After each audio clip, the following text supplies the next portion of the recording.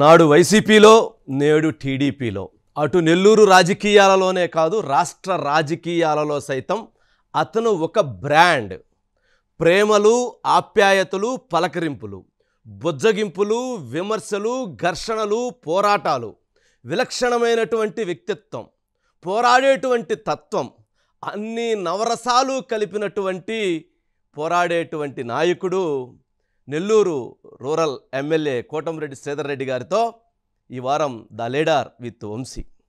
నమస్కారం కోటంరెడ్డి శ్రీధర్ రెడ్డి గారు. నమస్తే సార్. బాగున్నారా? బాగున్నాను సార్. మీరు ఈరోజు ఇలా ఉండి ఉంటాను అని అనుకుంటున్నారా?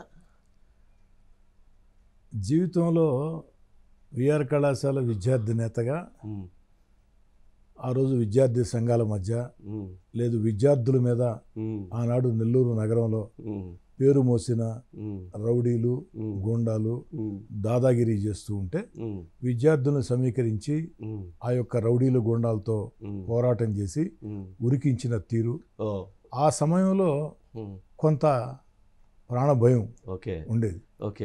కానీ తర్వాత రాజకీయాల్లోకి పూర్తి స్థాయిలో వచ్చిన తర్వాత ఎప్పుడు కూడా ప్రాణభయం అన్నది లేదు.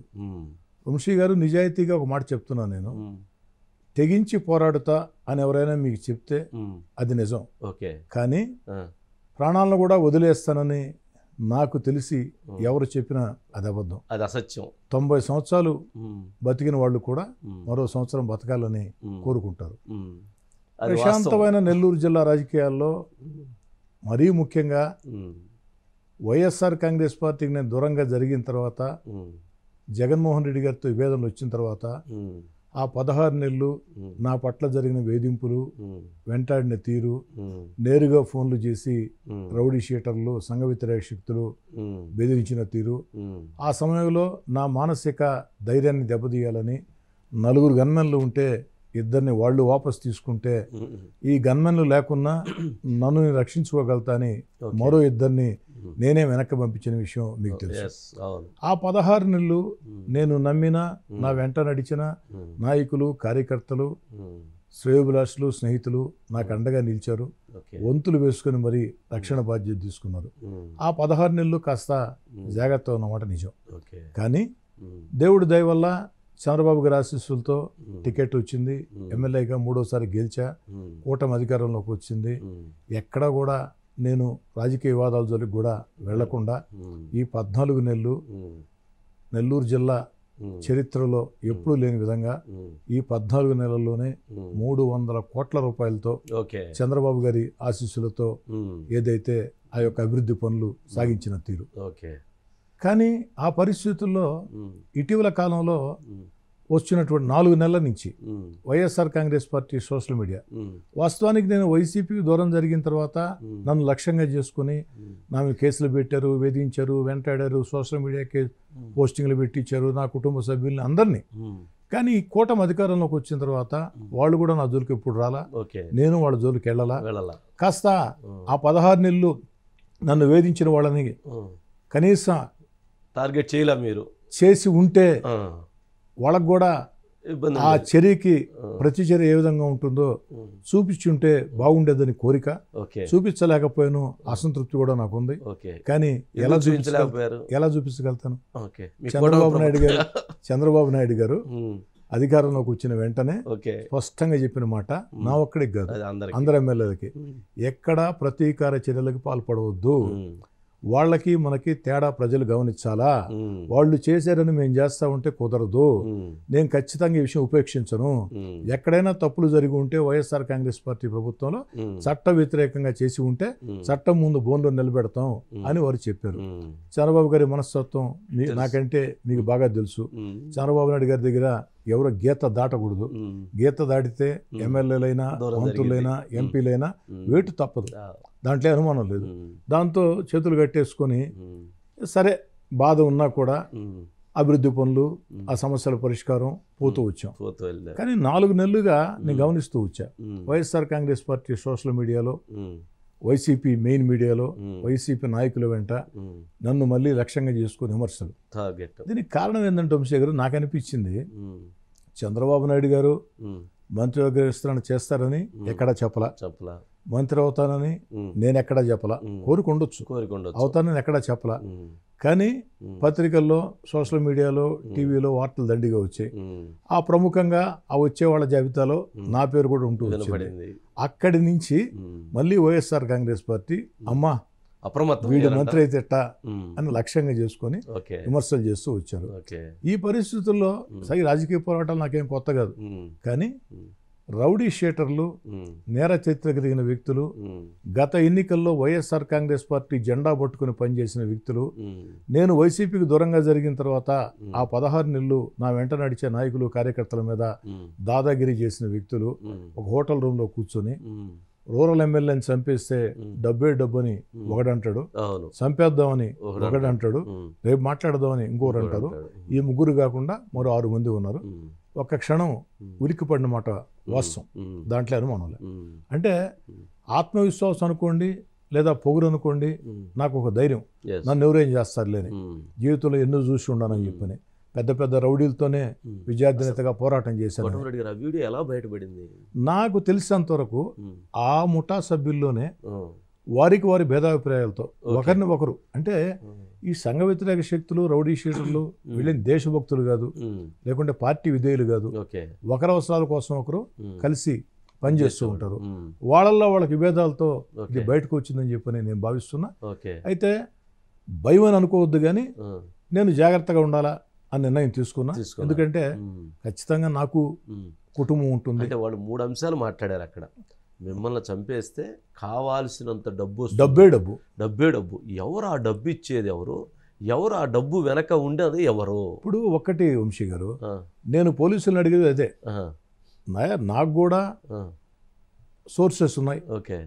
నాదైన శైలిలో ఉమ్, నేను కూడా ఉమ్, విచారణ చేస్తా, ఉమ్, మీరు కూడా విచారణ చేయండి. ఉమ్, వాళ్ళు ఏ ఎమ్మెల్యే గురించి మాట్లాడలా, ఆ, మీ గురించే ఏ మాట్లాడారు. మంత్రి గురించి మాట్లాడలా, ఉమ్, ఏ పోలీస్ అధికారి గురించి మాట్లాడలా, ఉమ్, లేకుంటే జర్నలిస్ట్ గురించి మాట్లాడలా. ఉమ్, ఏం మాట్లాడారు వాళ్ళు? ఉమ్, రూరల్ ఎమ్మెల్యేని చంపేస్తే డబ్బే డబ్బు అన్నారు. ఉమ్, ఆ డబ్బు ఎవరిస్తా ఉన్నారు. ఉమ్, వాస్తవానికి నేను గాలివాటికి ఆరోపణలు చేయటం అవును. నాకు ఇష్టం లేదు వంశీ గారు. ఉమ్, కానీ నాకుండే అనుమానం మాత్రం వైఎస్ఆర్ కాంగ్రెస్ పార్టీ మీద. ఓకే. అది కూడా నెల్లూరు జిల్లా నేతల మీద కాదు. ఓకే. నెల్లూరు జిల్లాలో ఉన్న వైఎస్ఆర్ కాంగ్రెస్ పార్టీ నేతలు ఆ, అంత ధైర్యం చేస్తారని నేను అనుకోవటం లేదు. ఓకే. ఇది రాష్ట్ర స్థాయిలో జరిగినటువంటి ఒక కుట్రగా నాకు అనుమానం, మీకు అనుమానం. నిర్ధారణ కాదు, అనుమానం. ఎందుకంటే పోలీసులు ఇన్వెస్టిగేషన్ జరుగుతూ ఉంది, కానీ కోటమిరెడ్డి సీతారెడ్డి గారు ఇంకొక ఇన్వెస్టిగేషన్ చేస్తుంటారు మీకున్నటువంటి జరుగుతూ పరిధిలో. ఉన్నాయి, కానీ ఆ పరిధిలో మీకు ఇప్పటికే ఏదో ఎక్కడో దగ్గర ఒక ట్రాక్షన్ వచ్చింది, జరుగుతూ ఉన్నాయి. ఎవరి దాకా వెళ్ళి ఆగింది అది?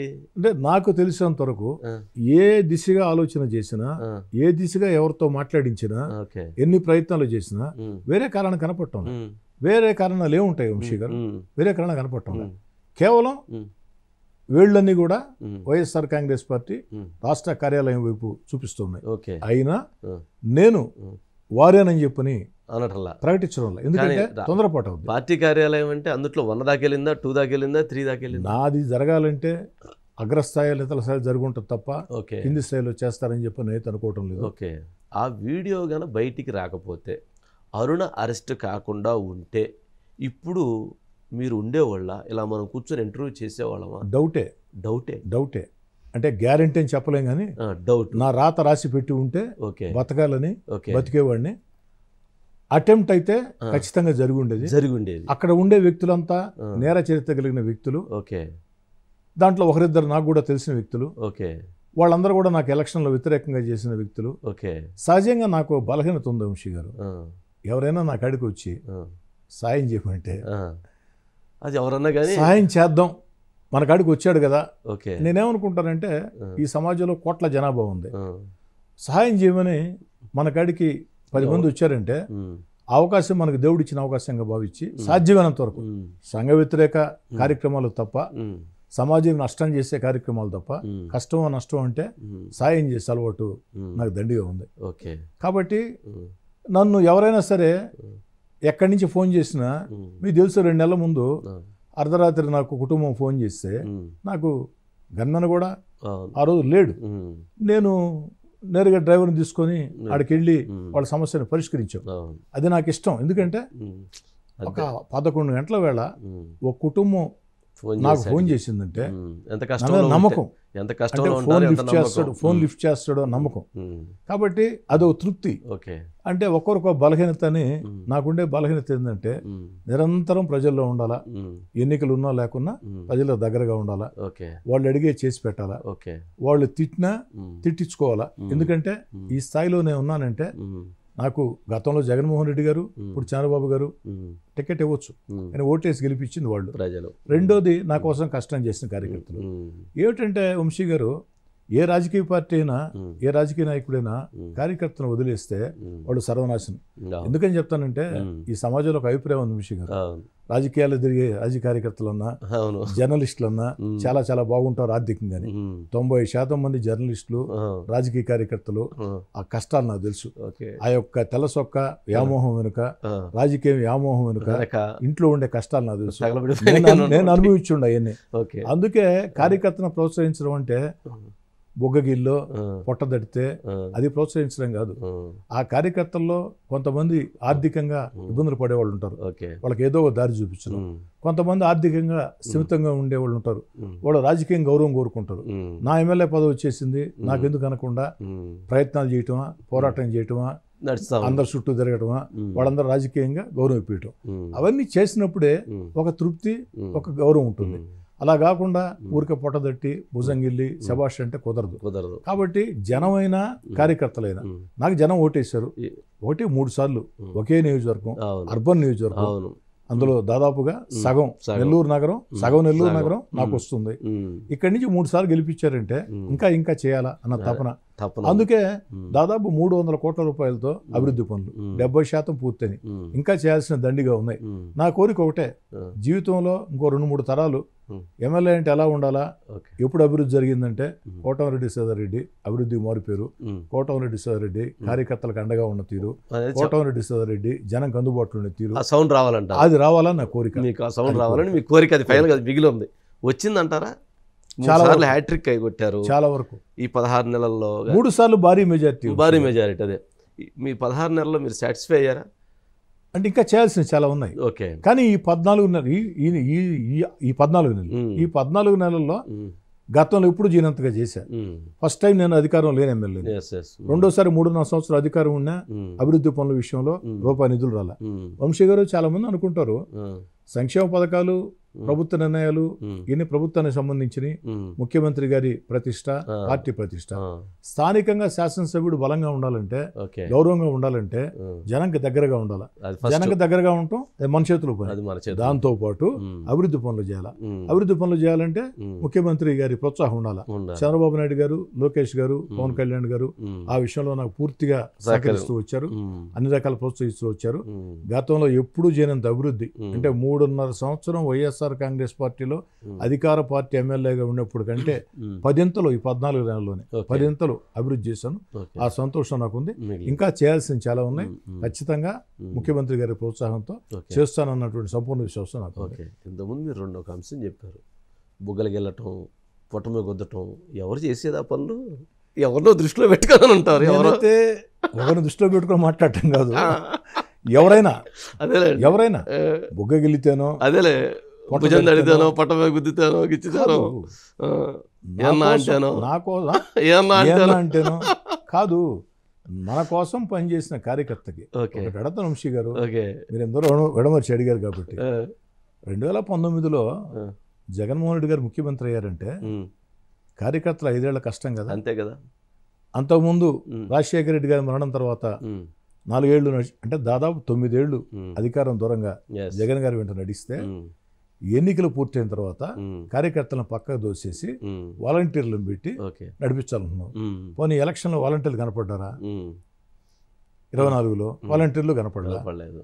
నీ కార్యకర్తల నీ మీద నమ్మకం సన్నగిల్లింది. కార్యకర్తలు జెండా ఎత్తి కింద. జనరల్గా మీరు ఫలితం ఏమైంది? మీరు పబ్లిక్లో ఉంటారు, పబ్లిక్ పల్స్ని మీరు కరెక్ట్గా పట్టుకుంటారు యాజ్ అ పొలిటీషియన్గా. చాలామంది కంటే 19లో 23 రావడానికి ఏంటి టీడీపీకి, 24లో జగన్మోహన్ రెడ్డికి 11 రావడానికి కారణం ఏంటి? నా ఉద్దేశం ఒకటే వంశీ గారు, 2014లోనే జగన్మోహన్ రెడ్డి గారు సీఎం కావాలని ప్రజలు భావించారు. కానీ 2 రాష్ట్రాలు బైఫర్కేషన్ అవటం, విడిపోవటం, 2 నరేంద్ర మోడీ గారి పొత్తు, పవన్ కళ్యాణ్ గారి మద్దతు, వీటన్నిటికీ తోడు రాష్ట్రం 2 అయిన దాకా ఆంధ్రప్రదేశ్లో మాత్రం, తెలంగాణలో కూడా నాకు తెలిసి చాలా జిల్లాల్లో రాజశేఖర రెడ్డి గారి మీద ఇష్టంతో 5 ఏళ్ళు రాజశేఖర రెడ్డి గారి కోసం మనం ఓటేస్తే 3 నెలల్లో రాజశేఖర రెడ్డి చనిపోయారు. వారి బిడ్డ ముఖ్యమంత్రి కావాలన్న బలమైన ఆకాంక్ష ఉండింది. 2 అయిన తర్వాత ఆంధ్రప్రదేశ్లో ప్రజల్లో ఒక భారీ మార్పు. జగన్మోహన్ రెడ్డి గారికి అనుభవం లేదు, రాష్ట్రం 2 అయింది, రాజధాని లేని రాష్ట్రం ఆంధ్రప్రదేశ్. ఈరోజు రాష్ట్రం బాగుపడాలంటే అనుభవం లేని జగన్మోహన్ రెడ్డి గారు కాదు, సమర్థవంతమైనటువంటి చంద్రబాబు గారు కావాలా, ఆయన అయితే మంచి అడ్మినిస్ట్రేటర్ అని చెప్పని ఒక భావన ప్రజల్లో పోయి ఆంధ్రప్రదేశ్ దీర్ఘకాలిక ప్రయోజనాల కోసం ప్రజలు ఆలోచించి ఓటేశారు. ఎన్నికలు అయిన తర్వాత కూడా ఆంధ్రప్రదేశ్ కోసం బాబు గారికి ఓటేశారు, కానీ వారిలో ఉండి కోరిక మాత్రం జగన్ గారు సీఎం కావాలని. అందుకే నేను జగన్మోహన్ గారికి ఒక మాట చెప్పా, ఎలక్షన్స్ 2 సంవత్సరాల ముందే. అందరూ ఉన్నారు విశాఖపట్నంలో, 175 మంది అభ్యర్థులు మీటింగ్ జరిగితే ఆ రోజు జగన్మోహన్ రెడ్డి గారు మాట్లాడారు, ఉమారెడ్డి వెంకటేశ్వర గారు మాట్లాడారు, నా ఒక్కడికి అవకాశం ఇచ్చారు. ఎందుకంటే నేను గడప గడప కానీ మన ఎమ్మెల్యే పని 105 రోజులు తిరిగా. నేనేం చెప్పానంటే ఆ రోజు జగన్మోహన్ రెడ్డి గారికి, అన్నా మిగతా అన్ని అంశాలు కాదు, చంద్రబాబు గారును, లోకేష్ గారును, పవన్ కళ్యాణ్ గారును, అప్పుడు లోకేష్, చంద్రబాబు గారు, పవన్ కళ్యాణ్ వేరువేరులో ఉన్నారు, పొత్తులో కూడా లేరు, పొత్తు లేరు, పొత్తు బ్రేక్ అయింది 14 తర్వాత, పొత్తు బ్రేక్ అయింది కొంతకాలం తర్వాత. కాబట్టి ప్రజల్లో ఒక కోరిక బలంగా ఉంది, ఒక అవకాశం రాజశేఖర రెడ్డి గారి కొడుకు ఇవ్వాల ఆలోచన బలంగా ఉంది. కాబట్టి ఒక్క అవకాశం నాకు ఇవ్వండి అనేది బాగా పనిచేస్తుందని మీటింగ్లో చెప్పారు. ఆ తర్వాత ఇంకో మాట కూడా చెప్పారు, చంద్రబాబు గారిని, లోకేష్ గారిని, పవన్ కళ్యాణ్ గారిని తిట్టడం తగ్గించండి. అంటే జగన్ గారికి చెప్పలేం కదా, ఆ ఉండేవాళ్ళకి చెప్పారు. ఒక్క అవకాశం జగన్ గారికి చెప్పినప్పుడు ఎందుకు చెప్పలేకపోయారు? ఒక్క అవకాశం అనేది బాగుంది కదా, ఒక్క అవకాశం బాగుంది జగన్ గారికి, అది పాజిటివ్ మాట, అది పాజిటివ్ మాట అని చెప్పి 175 మంది ఎమ్మెల్యే అభ్యర్థులు చెప్తున్నానంటే స్టేజ్ మీద జగన్ గారు వింటున్నట్టే కదా, అంతే కదా అని. అయితే వాళ్ళు పాటించారు దాన్ని, దీన్ని ఒకదాన్ని పాటించారు. చంద్రబాబు గారిని, పవన్ కళ్యాణ్ గారిని తిట్టడం మానలా, కానీ ఒక్క అవకాశం మాత్రం పాటించారు. కాబట్టి ఆ ఒక్క అవకాశం వచ్చింది. ఆ ఒక్క అవకాశం ఈ రాష్ట్రాన్ని ఎంత అరిష్టం పాలు చేసిందో, ఎన్ని రకాలుగా అరిష్టం, అన్ని రకాల, 1 కాదు, 2 కాదు, 3 కాదు. ఒక భిన్నమైన సంస్కృతి, హోందా రాజకీయాల్లో కక్ష సాధింపు రాజకీయాలు, వెంటాడటం, వేధించటం, ప్రతిపక్ష పార్టీ అన్నా, ప్రతిపక్ష ప్రభుత్వాన్ని ప్రశ్నించే జర్నలిస్టులన్నా, లేదు ప్రజా సంఘాలన్నా మనకు పడలేదంటే పూర్తి వెంటాడుతుంది. ఆఖరికి సోషల్ మీడియా పోస్టింగ్లు 70 ఏళ్ళు 80 ఏళ్ళు వయసు ఉండేవాడు. వంశీ గారు మీకు తెలిసే ఉంటుంది, అంకబాబు గారు సీనియర్ జర్నలిస్ట్, ఆ వయసులో ఆయన సోషల్ మీడియా పోస్టింగ్ కూడా అదేమంత ఫార్వర్డ్ చేశారు, అది కూడా ఫార్వర్డ్ చేసింది కూడా మామూలు గౌరవంగానే విమర్శించారు అంకబాబు గారిని వెంటాడిన తీరు. ఒక అంకబాబు గారినే కాదు, ఎంతో మంది, ఒక మహిళ రంగనాయకమ్మ ఏదో పేరు, ఒకరే కాదు, వెంటాడినటువంటి తీరు, రాష్ట్రాన్ని ఆర్థికంగా దివాలా దించిన తీరు, పరిశ్రమలో పెట్టుబడులు పెట్టాలంటే ఆంధ్రప్రదేశ్ లో భయపడిన తీరు. ఆ ఒక్క అవకాశం ఏమైందంటే జగన్ గారు వద్దు, బాబు గారు కావాలా. నేను చాలా మందికి చెప్పా, అయ్యా ఎలక్షన్ ముందు మీకు కూడా చెప్పాను, నాకు మీరు చెప్పారు ఒక ప్రపంచం రాబోతుంది, అలా జరిగిద్దంటారా అని అడిగా నేను. మీరు అడిగారు, మీరు చూస్తారు, పబ్లిక్ లో ఉంటారని చెప్పారు. నేను చెప్పాను మీకు, సార్ 57% అంటే జగన్ గారి వ్యతిరేకంగా ఓట్లు తగ్గే పని లేదు, 160 స్థానాలకి సీట్లు తగ్గే పని లేదు, ప్రజల్లో బలమైన భావన ఉంది, జగన్ గారు వద్దు, చంద్రబాబు గారు కావాలా. ఎందుకని చెప్తున్నానంటే ఏ విధంగా 2014లో చంద్రబాబు గారు అయితేనే రాష్ట్రం ముందుకు పోతుంది, బాగుపడదు ఆలోచన చేశారో, ఒక్క అవకాశం పేరుతో మనం పొరపాటు చేసాం, జగన్ గారికి అవకాశం ఇచ్చి రాష్ట్రాన్ని అధోగతి పాలు చేసాం. మళ్ళీ ఇది బాగుపడాలంటే కనీసం 10-15 ఏళ్ళు చంద్రబాబు గారు ముఖ్యమంత్రిగా ఉండాలా అని నిర్ణయం తీసుకున్నారు. దానికి తగ్గట్టు జగన్మోహన్ రెడ్డి గారు వ్యతిరేక శక్తులు మొత్తం ఒకటైనాయి. ఒకడు వ్యతిరేక శక్తులు ఒకటి కాకుండా జగన్ గారు ఏంటంటే ప్రతి ఒక్కరిని లక్ష్యంగా చేసుకొని ఉచ్చ నీచాలు మార్చి అందరినీ ఒక దగ్గర ఆయన చంపేశారు. రాజకీయాలు ఆయన శత్రువా? ఖచ్చితంగా జగన్మోహన్ రెడ్డి గారికి ఎవరో శత్రువు కాదు, జగన్మోహన్ రెడ్డి గారికి ఎవరు శత్రువు కాదు, వారికి వారే శత్రువు, వారు ఎవరి మాట వినడు. వ్యక్తిత్వం ఏంటి అంటే వంశీ గారు కొన్ని విషయాలు చెప్పడం నాకు ఇష్టం లేదు, ఓకే. కానీ ఈ మధ్య చెప్పడం ప్రారంభించా. ఓ, ఎందుకు ప్రారంభించానంటే ఆ, ఆ 16 నెలలు మీకు దూరంగా జరిగానని అవును. వెంటాడారు, వేధించారు, కేసులు పెట్టారు. అన్నిటికంటే నా మీద అసెంబ్లీ సాక్షిగా మిమ్మల్ని అనేక దర్యాప్తు సంస్థలు పెట్టారు, ఉమ్, ఏమీ దొరకల. ఉమ్, నేను తప్పు చేయలేదు కాబట్టి. ఉమ్, వంశీ గారు, నేను నిజంగా తప్పులు చేసి ఉంటే ఉమ్, ఒక ముఖ్యమంత్రితో గొడవ పెట్టుకున్న తర్వాత ఉమ్, నా మీద అవును. ఏ విధంగా వేధించవచ్చు, ఏమీ దొరకల. ఉమ్, మరి ఈ 14 నెలలు అధికారంలోకి వస్తే ఉమ్, నేను మీ జోలికి రాలా. రాలా.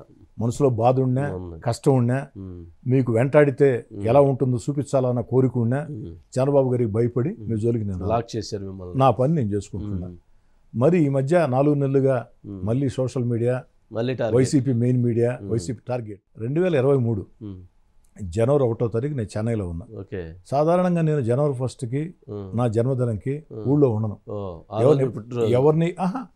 జనవరి మీరు 1 2 రోజులు వేరు, ఉండరు. Okay, okay. సెప్టెంబర్ 26 నా జన్మదినం. ఓకే, ఆ 2 రోజులు ఉండను. ఓకే. ఎందుకంటే ఉమ్, వాళ్ళని ఇబ్బంది పెట్ట ఇష్టం లేక. ఉమ్, ఎందుకని చెప్తున్నానంటే అదే. పోటీలు పడే కార్యకర్తలు అవును, గజమాల తెస్తారు. అవును, ఆ మాల కట్టించాలంటే 10,000 ఖర్చు అవుద్ది. అవును. నా వల్ల వాళ్ళకి ఎందుకు ఖర్చు అని అవును. చెప్పని ఉమ్, నాతో ఉండేదంతా చిన్న చిన్న ఉమ్, కుటుంబాలు చెందినోడు కాబట్టి ఉండను. వెళ్ళిపోతారు. ఉమ్, జనవరి 1 చెన్నైలో ఉన్నా. ఉమ్, కేఎన్ఆర్ ఫోన్ చేశాడు ఉమ్, జనవరి 1. ఉమ్, ఫ్రెండ్స్తో కూర్చోవడం. ఉమ్, ఏందో బా ఉమ్, ఫోన్లు చేస్తే ఫోన్లు కూడా ఎత్తుకుని వాళ్ళు నాకు ఫోన్ చేస్తున్నారే అని. ఉమ్, ఏం కేఎన్ఆర్ హ్యాపీ న్యూ ఇయర్ అని అన్నా. ఉమ్, అన్న హ్యాపీ న్యూ ఇయర్ అన్న అన్నాడు. ఉమ్, చాలా థ్యాంక్స్ న్యూ ఇయర్ చెప్పిన విషయం చెప్పిన దానికి అని అన్న. ఉమ్, ఆయన ఫోన్ చేశాడు అదేలేండి. కాబట్టి. అన్న ఏ లేదు సార్ రమ్మంటున్నాడు, రాగలుగుతావా అన్నాడు. ఉమ్, సార్ రమ్మంటే ఎందుకు రానా, చెన్నైలో ఉండను, ఉమ్, నైట్ నెల్లూరుకి వస్తాను, మాకెంత 3 అవర్సే కదా సార్, అంతేగా. ఉమ్, రేపు మధ్యాహ్నం 3 గంటలకు వస్తాను అన్నాను. ఉమ్, జనవరి 2, ఉమ్, 2023 ఉమ్, నేను కలిసా. ఉమ్, జగన్మోహన్ రెడ్డి గారు దాదాపు ఇంట్లో. ఆ ఇంట్లో ఉమ్, అంటే Tadepalli CM camp office, camp camp కార్యాలయం. ఆఫీస్ ఉమ్, దాదాపు 2 గంటల 20 నిమిషాలు. నాకు తెలిసి ఏ ఎమ్మెల్యేకి అంత సమయం ఉమ్, అతను కేటాయించాడు. 2 గంటల 20 నిమిషాలు ఓ, లోపలికి వెళ్ళిన తర్వాత. ఓకే. ఎక్కడికి? జగన్ గారి ఛాంబర్లోకి వెళ్ళిన తర్వాత ఓకే. మొట్టమొదటి నుంచి ఆఖరి దాకా అంటే 1.5 గంట ఉమ్, ధనంజయ రెడ్డి గారు కూడా ఉన్నారు. ఓ, 1.5 గంట ఓకే. ధనంజయ రెడ్డి గారు ఉన్నారు. ఓకే. ఆఖరి 50 నిమిషాల్లో ఉమ్, బాలినేని శ్రీనివాసరెడ్డి గారు, ఉమ్, ఇప్పుడు జనసేన నాయకులు, అవును, వారు మా జిల్లా పార్టీ ఇన్ఛార్జి, ఇన్ఛార్జ్. వారు కూడా వచ్చారు. ఉన్నారు ఆఖరి 50 నిమిషాల్లో. ఓకే. వారు ముందు నుంచే ఉన్నారు. ఉమ్, స్టార్టింగ్ వాళ్ళని పిలవాల. ఓకే. ముఖ్యమంత్రి గారు, ఉమ్, ముఖ్యమంత్రి గారిని మించిన ఉమ్, ధనంజయ రెడ్డి గారు, ధనంజయ రెడ్డి. ఆయన మించిన పెద్ద ముఖ్యమంత్రి, అదేంటి? పెద్ద ముఖ్యమంత్రి ఓ, ధనంజయ రెడ్డి గారు పెద్ద ముఖ్యమంత్రి. ఓకే. తర్వాత జగన్మోహన్ రెడ్డి గారు, ఓ, నెక్స్ట్ ఇష్టారాజ్యం అండి. నెక్స్ట్ జగన్మోహన్ రెడ్డి గారు, ఓకే. మొదలు ధనంజయ రెడ్డి గారు. ఓ, ధనంజయ రెడ్డి గారు ఐఏఎస్లను ఐపీఎస్లను పక్కన పెడితే ఉమ్, ఎమ్మెల్యేలను కూడా ఉమ్, గడ్డి పోసలు సమానంగా చూసేవాడు. ఓ, కనీసం ఎవరిని ఎమ్మెల్యేలు పెడితే ఉమ్, కూర్చోమని కూడా చెప్పేవాడు కాదు. ఓకే. ఎవరితో బాతాకని కొడతా ఉమ్, ఇట్లా అనేవాడు అనమాట. అంత అహంకారం. ఎందుకంటే ఉమ్, జగన్మోహన్ రెడ్డి గారు ఆఖరికి ఎట్టు వచ్చాడంటే లాస్ట్ 3 సంవత్సరాల్లో ఉమ్, ఎవరేం అడిగినా కూడా ఉమ్, ధనంజయంతో మాట్లాడండి, ధనంజయంతో మాట్లాడండి. ఉమ్, కాబట్టి ఉమ్. ఆయన కూర్చో ఉన్నాడు. అది రికార్డ్ చేసుకొని ఉన్నాడు. ఆ, ధనంజయంతో మాట్లాడడం రికార్డ్ చేసుకున్నాడు. రికార్డ్ అదే చేసుకున్నాడు కదా, అంతే. నోట్లోంచి అదే ధనంజయంతో వస్తుంది. మాట్లాడండి. కూర్చున్న తర్వాత ఉమ్, మా ఇద్దరం డిస్కషన్ స్టార్ట్ అయింది. ఉమ్, ఏ మాట కామాట వంశీ గారు, ఉమ్. జనవరి 2కి నేను నిర్ణయం తీసుకున్నా. ఓ, ఏమని? ఆ మీటింగ్ అవ్వక ముందు తీసుకున్నారు, మీటింగ్ అయిన తర్వాత కాకముందే. అక్కడికి వెళ్తానే తీసుకొని వెళ్ళారా? ఆహా, అప్పుడు నిర్ణయం తీసుకోండి. ఓకే. నేను వైఎస్ఆర్సీపీలో ఉండకూడదు ఓ, నిర్ణయం తీసుకున్నాను. ఓకే. ఇతనితో ప్రయాణం చేయలేము, చేయకూడదు అని నిర్ణయం తీసుకున్నాను. నిర్ణయం ప్రకటించాల. ప్రకటించి జనవరి 27వ తారీఖు ఓకే. రథసప్తమి రోజు 25 రోజులు ఖాళీ ఉంచారు. ఖాళీ ఉంచాం. జనవరి 2 రమ్మన్నాడు కూడా కలిశాను. కలిసిన తర్వాత శ్రీధర్, మీరు నాటిన చెట్టుని మీరే నరికేస్తారా అన్నాడు. నన్ను శ్రీధర్ అని పేరు పెట్టి పిలుస్తాడు. ఆయన అన్న అంట, నా వయసులో పెద్దోడు కావచ్చు, ఫస్ట్ నుంచి ఉండే అలవాటు. ఓకే. మీరు నాటిన మొక్కని మీరే నరికేస్తారా అన్నాడు. ఏంటంటే మేము నాటిన మొక్క కాదన్నా, మీరు ఒక మహావృక్షం, మీ వృక్షం కింద నేను శ్రద్ధెడుతున్నామని అన్న. లేదు లేదు ధనంజయ అన్న, నేను కాంగ్రెస్ పార్టీకి దూరంగా జరిగినప్పుడు నా కోసం టీవీల్లో మాట్లాడేదని మనిషి కూడా లేని రోజుల్లో, నెల్లూరు జిల్లాలో ఓదార్పు యాత్ర చేసేదానికి ఎవరు రాని రోజుల్లో శ్రీధర్ కష్టపడ్డాడన్నా, 5-6 మంది ఇలాంటి వాళ్ళు నా కోసం కష్టపడ్డారు అన్నాడు.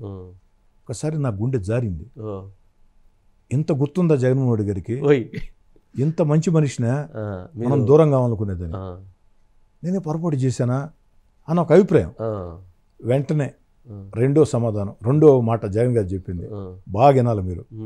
శ్రీధర్, హిమాలయాలకి వెళ్ళిపోతాం శ్రీధర్, నేను ఈ కుళ్ళు ఈ కుట్రలు ఏంది రాజకీయాలు నాకేం అర్థం కావట్లేదు, నాకు అవసరమా, హిమాలయాలకు పోతాను నేను, నాకేం అవసరం లేదు అని అన్నాడు. నాకు ఒక క్షణం అర్థం కాల, కన్ఫ్యూజన్ మళ్ళీ అక్కడ. వెంటనే ఉండి జగన్మోహన్ రెడ్డి గారు ఏమన్నారంటే, కానీ వెళ్ళను, ఎందుకు వెళ్ళినావు తెలుసా? నన్ను నమ్ముకొని కోట్ల కుటుంబాలు బతుకుతున్నాయి. నేను కానీ హిమాలయాలకు విడితే ఈ రాష్ట్ర ముఖ్యమంత్రిగా నేను లేకపోతే చంద్రబాబు నాయుడు గారు అంటే ఆయన గారు అండు, నేను అంటున్నా, పవన్ కళ్యాణ్ గారు, ఏబిఎన్ రాధాకృష్ణ, మహా టీవీ మీ పేరు ఎత్తల, మహా టీవీ అన్నారు, TV5 వారి పేరు కూడా ఎత్తల, TV5 అన్నారు, ఈనాడు రామోజీరావు, వీళ్ళు రాష్ట్రాన్ని ముక్కలు చేసి అమ్మేస్తారు అన్నాడు. వంశీ గారు, మీ ద్వారా ప్రజలను అడుగుతున్నా, సంక్షేమ పథకాలు జగన్ గారు ఇచ్చారా? ప్రజల సొమ్ముతో ఇచ్చినాయి. జగన్ గారు ఒక్కరే కాదు కదా, ఎవరు ఇచ్చినా ప్రజల సొమ్ముతో కదా. కానీ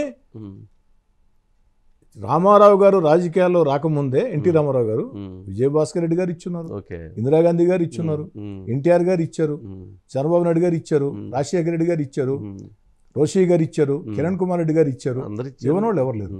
అంటే వెంటనే సంక్షేమ పథకాలు ఈయన ఒక్కరే ఇచ్చినట్టు పని సంక్షేమ పథకాలు లేకుంటే కోట్ల కుటుంబాలు బతకమంటే అంటే జగన్మోహన్ రెడ్డి గారు మానసిక స్థాయిలో ఏ స్థాయిలో ఉన్నారా అన్నాను. ఓకే, నేను ఇందాక పొరపాటు పడ్డాను, పొరపాటు ఇప్పుడు స్టడీగా ఉన్నాను, నా అంచనా కరెక్ట్. హిమాలయాలకు ఇప్పుడు కన్ఫ్యూజన్ హిమాలయాలప్పుడు నేను గుండె జారిపోయింది, ఎంత మంచి వ్యక్తి నేను నివేదించేదని. నెక్స్ట్ సంక్షేమం కొన్ని కోట్ల కుటుంబాలు నేను లేకుంటే బతకలేవు, నేను లేకుంటే ఎట్టమ్ముతారండి. ఈనాడు రామోజీరావు గారు, మీరు, రాధాకృష్ణ గారు, చంద్రబాబు గారు, పవన్ కళ్యాణ్ గారిని అధికారం వస్తే అమ్మేస్తారు స్టేట్ని. అంటే మానసిక స్థాయి అంటే ఆ స్థాయిలో ఉన్నాడు, ఆ యొక్క ఏమంటారు ఆ ట్రాన్స్లో ఉన్నాడు, ఆ కళ్ళ పిచ్చోడి కళ్ళ స్వర్గం అంటారే ఆ ట్రాక్లో ఉన్నారు. ఓకే, నేను అనుకున్న జగన్మోహన్ రెడ్డి గారే, ఏం మారలేదు, సంతోషం. ఇక్కడ చెప్పబోయే మాట, మూడో మాట, పడి నవ్వుతారు మీరైనా వినే ప్రజలైనా. శ్రీధర్ ఒక్కదానికి సమాధానం చెప్పు అన్నాడు. ఏంటన్నాను, నా ప్రభుత్వంలో ₹1 అవినీతి ఉందా? ₹1 అవినీతి ఉందా? గట్టిగా రాముడి పాలన శ్రీధర్, దేవుడి పాలన, ₹1 అవినీతి లేదు. వాస్తవంగా అయితే వంశీ గారు, నా టెంపర్మెంట్కి ఇసుక కాడి నుంచి, లిక్కర్ కాడి నుంచి, మైనింగ్ కాడి నుంచి అన్నీ చెప్పాలి. ఇవన్నీ ఏందన్నా మీకు తెలిసి జరుగుతున్నాయా, లేకుంటే ధనంజయ రెడ్డి గారు ఏమైనా చేస్తున్నారా, లేకుంటే మితిన్ రెడ్డి ఏమైనా చేస్తున్నారా అంటే మీరు అంత అమాయకులు అనుకుంటారా? కానీ అయితే ఇక్కడ ఇంకో మాట కూడా చెప్తున్నా, ఈరోజు నేమనే చెప్పొచ్చు, నేను చెప్పాను వంశీ గారు చెప్పలా, ధైర్యం చాలా. ముఖ్యమంత్రి గారు 2 సార్లు నాకు ఎమ్మెల్యే అవకాశం ఇచ్చారు, నేను నాకు ఎమ్మెల్యేని, వారి ఛాంబర్లో నేను కూర్చోన్నా, మేము టీవీ లైవ్లో లేము, ప్రెస్ మీట్లో లేము, నాకు అర్థం కాల. నేను వెంటనే అమాయక మొహం పెట్టి, లేదన్నా ₹1 కరెక్షన్ లేదన్న. అది శ్రీధర్ మన పరిపాలన అంటే. మీరు కూడా అటే ఓటేసారు?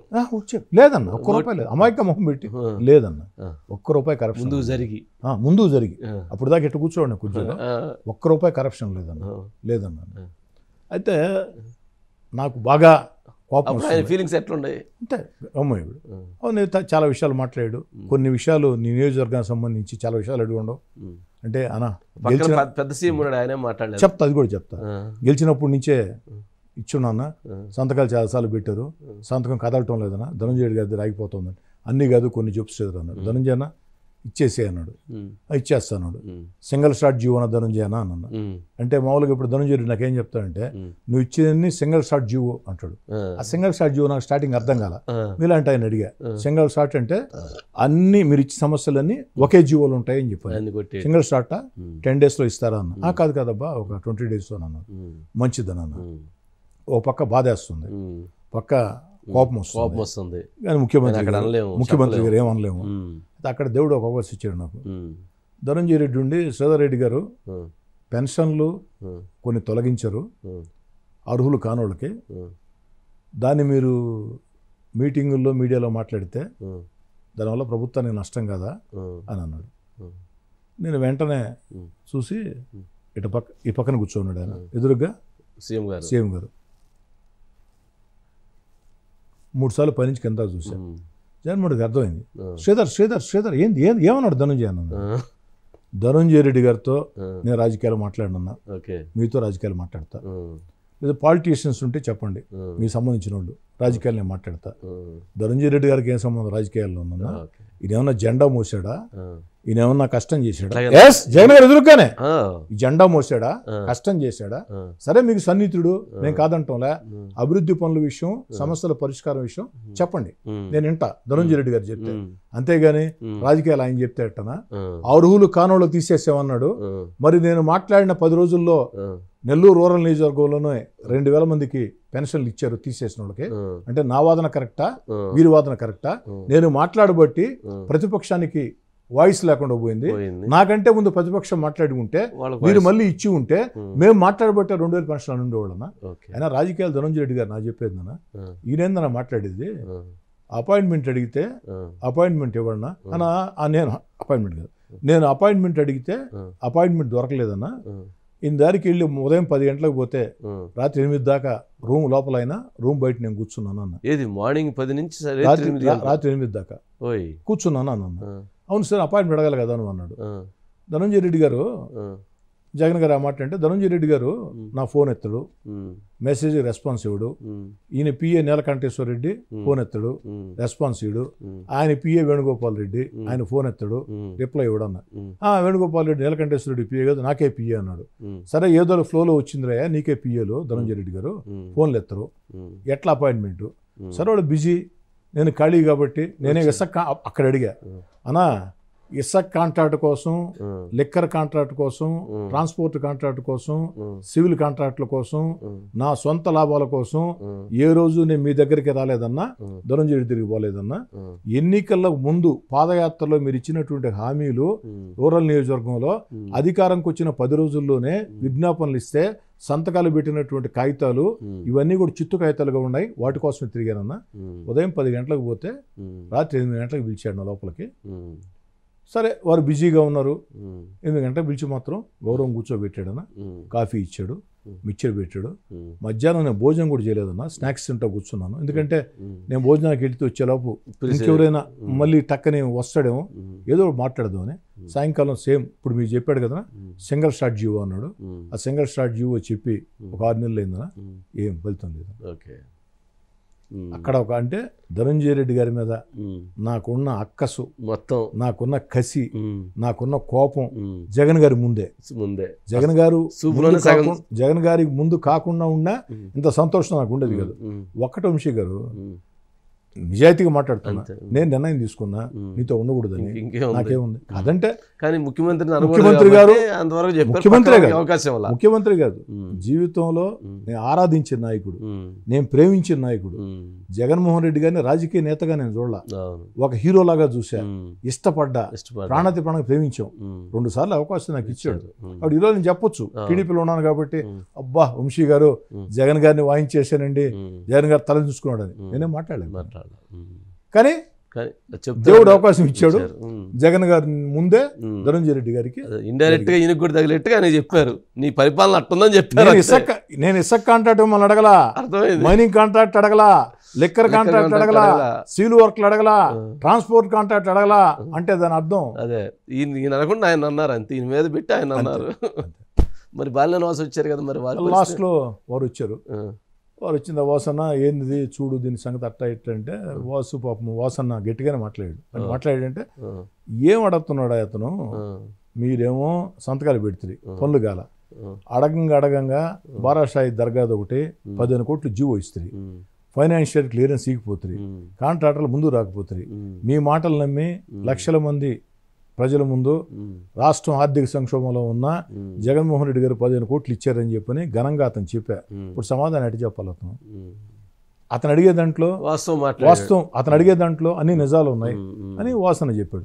సరే, వాసన నన్ను చూసి తర్వాత ఏమన్నాడంటే, శ్రీధర్ గడప గడపకి రోజు నువ్వు 2 గంటలు తిరుగుతున్నావు అని అన్నాడు.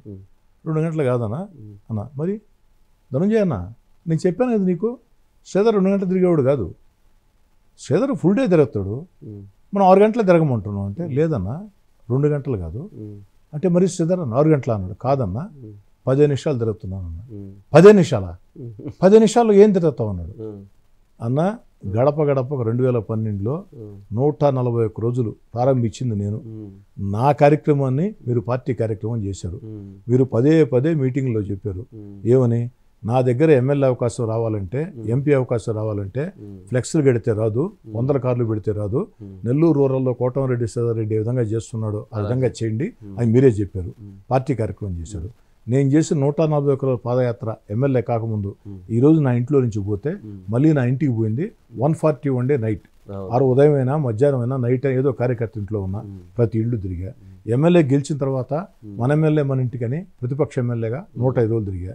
ఇప్పుడు మీరు ప్రారంభించక ముందే గడప గడప నెల్లూరు రూరల్లో మీరు 2వ విడత ప్రమాణ స్వీకారం ఏప్రిల్ 11 అయితే అదే రోజు నేను గడప గడప ప్రారంభించా. 49 రోజులు తిరిగా.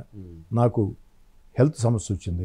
అపోలో హాస్పిటల్లో చేర్చారు, చెన్నైకి తీసుకెళ్లారు, లేజర్ సర్జరీ చేశారు.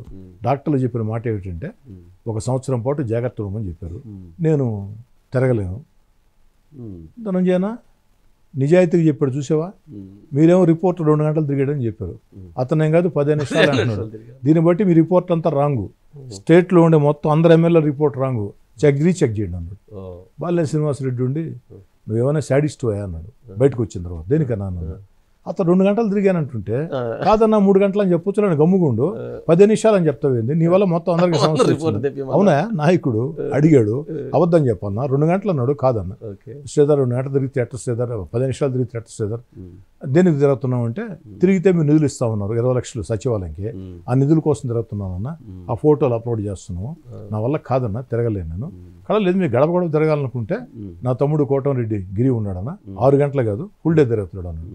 ఆ పోటీ చేసేది నువ్వు కాదు కదా, నువ్వే కదా, గిరి కాదు కదా అన్నాడు. అన్న మీరు అవకాశం ఇస్తానంటే గిరినే పెడదాం, 2 సార్లు ఎమ్మెల్యేగా ఉన్నా కాబట్టి నాకు రాజకీయాల్లో ఉంటా, ప్రత్యక్ష రాజకీయాలు ఎన్నికల రాజకీయాలు వద్దు అనుకుంటున్నా, హ్యాపీ గిరిని పెడదాం, ఖచ్చితంగా బాగుంటుంది. గిరి పుణ్యించే తిరుగుతాడు మొత్తం, ఆల్రెడీ వాడే చూస్తున్నాడు నియోజకవర్గం అంతా, నా తమ్ముడే అన్న. కాదు నేను సర్వేలు చేయించాను, నెల్లూరు రూరల్ నియోజకవర్గంలో 22% గ్యాప్ ఉంది నీకు తెలుగుదేశంకి, ఆ సీట్లో నేను ప్రయోగాలు చేయలేను, 22% ఆధిక్యంలో ఉన్నావు కాబట్టి ఈసారి నువ్వే పోటీ చేయాలా, గిరికి ఇంకేదైనా చేస్తాను అన్నాడు. అన్న నేనైతే తిరగలేను, నేను తిరగలేదని గడప గడపకి ఖాళీగా లేను, ఆత్మీయ సమావేశాలు పెడుతున్నా, యువకులతో మీటింగ్ పెడుతున్నా, కార్మికులతో మీటింగ్ పెడుతున్నా, వ్యాపారస్తులతో మీటింగ్ పెడుతున్నా, మహిళలతో మీటింగ్ పెడుతున్నా, అందరితో మీటింగ్లు పెడుతున్నా, కుల సంఘాలతో మీటింగ్ పెడుతున్నా. కాదంటే శరీరానికి శ్రమ ఇవ్వకుండా ఆత్మీయ సమావేశాలు పెట్టుకుంటూ ఏదో రకంగా ప్రజల్లోకి పోవాలని కోరిక అన్నాను. సరే నీ ఇష్టం అని అన్నాడు. లాస్ట్ ధనంజయ రెడ్డి గారు ఏం సంగతి అన్న, 15 రోజుల్లో అయిపోద్ది, 15 రోజులకు వచ్చింది, 15 రోజులు అదే 15-20 డేస్ అయిపోద్ది అని అన్నాడు. మీకు తెలుసు 20 డేస్ చూసాము. ఫోన్ చేస్తే మళ్ళీ సేమ్ ఫోన్ ఎత్తేదిలే, మెసేజ్ పెడితే రిప్లై ఇచ్చేదిలే. ఇంకా ఈ లోపల ఆ టెలిఫోన్ ట్యాపింగ్ ఒకటి, అది జనవరి 2 కాదు కానీ అంతకుముందు నన్ను హెచ్చరించారు కొంత ఐపీఎస్ అధికారులు. నేను నమ్మలా కానీ ఆధారం దొరికిన తర్వాత సీతారామంజలి గారు నాకే ఆడియో పంపించి అయ్యా మేము ట్యాప్ చేయలేదు అన్నాడు. మీరు ఎందుకు భుజాలు దౌడుకుంటారు సార్ అన్నది. ఆయన నన్ను అయ్యా అంటాడు, నేను సార్ అంట. నాకు ఆయన మీద ఎక్కడా చెడు అభిప్రాయం లేదు కానీ ఆయన అయ్యా మీరు ట్యాప్ చేయలేదయ్యా అని అన్నాడు. నేను మీరు భుజాలు దౌడుకుంటారు సార్, ట్యాప్ చేయకుండా ఎట్ట వస్తుంది సార్ ఇది అని చెప్పన్నా. ఇంకా నాకు అర్థమైన పరిస్థితి అంటే జగన్మోహన్ రెడ్డి గారికి మన మీద నమ్మకం సన్నగిల్లింది, దానికంటే ముందు నాకు నమ్మకం సన్నగిల్లింది. వద్దు ఈ ప్రయాణం, ఎందుకంటే అంత సమయం కూడా దేనికి పట్టిందంటే వంశీ గారు ఇందాకే చెప్పే మీకు, జగన్మోహన్ రెడ్డి గారిని నేను ఆరాధించాను, ప్రేమించారు, ప్రేమిస్తేనే ద్వేషం పుడద్దు, యుద్ధం చేశారు, ప్రేమించే ద్వేషం పుడద్దు. అక్కడి నుంచి 16 నెలలు పోరాటం. ఆశ్చర్యకర వంశీ గారు 16 నెలల్లో రాష్ట్ర శాసనసభలో వైసీపీకి దూరంగా జరిగిన తర్వాత నేను ఒక్కడనే తెలుగుదేశం పార్టీలో కూడా అప్పుడు చేరల. నా సమస్యలు ఎత్తుకెళ్ళి 4 గంటలు నా స్థానంలో లేచి నిల్చుకొని మాట్లాడితే నన్ను మాట్లాడిన మాటలు మీరు కూడా కొంతమంది ఎమ్మెల్యేస్ని ఇంటర్వ్యూ చేశారు, వాళ్ళు చెప్పారు ఉచ్చనిచ్చాలు మర్చి. నిన్నటి దాకా మన శాసనసభ్యుడే ఇతను జగన్ గారి గురించి ఏం మాట్లాడటం లేదే, నియోజకవర్గ సమస్యలు అడుగుతున్నాడే, దానికి కావాలంటే కౌంటర్ ఇచ్చు కానీ ఉచ్చనిచ్చాలు మరిచి నన్ను, నా కుటుంబ సభ్యుల్ని, నా తల్లి తండ్రి బూతులు, పచ్చి బూతులు జగన్ గారు ఆడు ఉంటారు. అయితే జగన్ గారి ముందే ఈ పోరాటం జరిగింది. జగన్మోహన్ రెడ్డి గారికి నాకు ఒక 10 ఫీట్ లాస్ట్లో సస్పెండ్ చేయబోతుంటే నేను స్పీకర్ పోడియం దగ్గరికి వెళ్ళాను. జగన్మోహన్ రెడ్డి గారు నా సైజు చూస్తూ ఒక నవ్వు నవ్వాడు. నేను నవ్వుతా అనుకున్నాడేమో. నేను ఎక్కడ నవ్వలేకుండా నా సమస్యలు, నా నియోజకవర్గ సమస్యలు, నినాదాలు నేనే వారాసాయి దర్గాకి నేనే నిధులు విడుదల చేయాలి, రోడ్లకి చేయాలి నిధులు విడుదల చేయాలి, ఇట్లా మొత్తం అన్ని నేనే. మన్ని పొట్టేపాళెం కలుసు మీద బ్రిడ్జి శాంక్షన్ చేయాలి. వెంటనే జగన్మోహన్ గారు చెయ్యిట్టు అన్నాడు. వాళ్ళ సభ్యులంతా వచ్చి నన్ను మార్షల్స్ బయటకు ఎత్తుకెళ్ళారు. కానీ రాజకీయ పోరాటం జరగచ్చు. కానీ అప్పుడు మిమ్మల్ని పట్టుకునే ప్రయత్నం చేసినట్టున్నారు కదా. బాగా ఒక్కడనే నేను సిద్ధం వంశీ గారు ఒక్కడే. నిన్నదా మీ పక్కనే కూర్చున్నారు కదా, అటుపక్క ఇటుపక్క కూర్చున్న వాళ్ళు మీ మీదకి వచ్చారు. వాళ్ళ మధ్యలో నేనుండా. అదే వాళ్ళ మధ్యలో నేనుండా. కొంతమంది పాపం ఏ మాట కమాట చెప్పాలా, ఒకరిద్దరు ఎమ్మెల్యేలు మాత్రం వచ్చేసి నాకు పాపం వాళ్ళని వారించారు. కానీ వాళ్ళు వినే పరిస్థితి లేదు. చెప్పాను కదా, నన్ను చాలా మంది అడుగుతుంటారు, జగన్ గారితో ఉండేవు కదా, బాబు గారితో ఉండవు కదా, ఇద్దరికి తేడా ఏందా అని. జగన్ గారితో చాలా దగ్గరగా ఉన్నా, బాబు గారితో దగ్గరగా లేను, కొత్త పరిచయం. కానీ నేను గమనించిన దాంట్లో ఏంటంటే, జగన్మోహన్ రెడ్డి గారిలో ఉండే గొప్ప లక్షణం, నువ్వు ఎంత మంచి చేసినా, ప్రజలకు మేలు చేసినా శభాష్ అనడు, ఎన్ని అరాచకాలు చేసినా ప్రశ్నించడు. అయితే అవతల వాళ్ళని బూతులు తిడితే, తొడదడితే, మేసం తిప్పితే శభాష్ అంటాడు.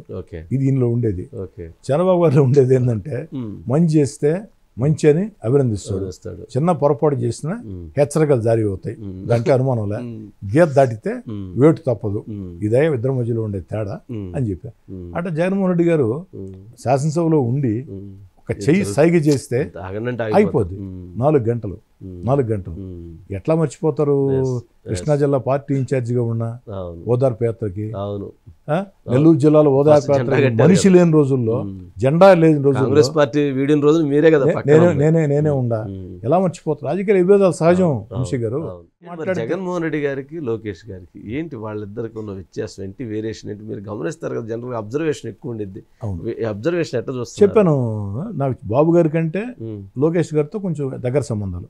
ఎందుకు మా మధ్యలో ఒక ఎమోషనల్ బాండింగ్, అంటే ఫోన్లో మాట్లాడటం కానీ, వ్యక్తి కలవటం కానీ, మొత్తం అంతా చెప్తే అత్యవశక్తి అవుద్ది వంశీ గారు.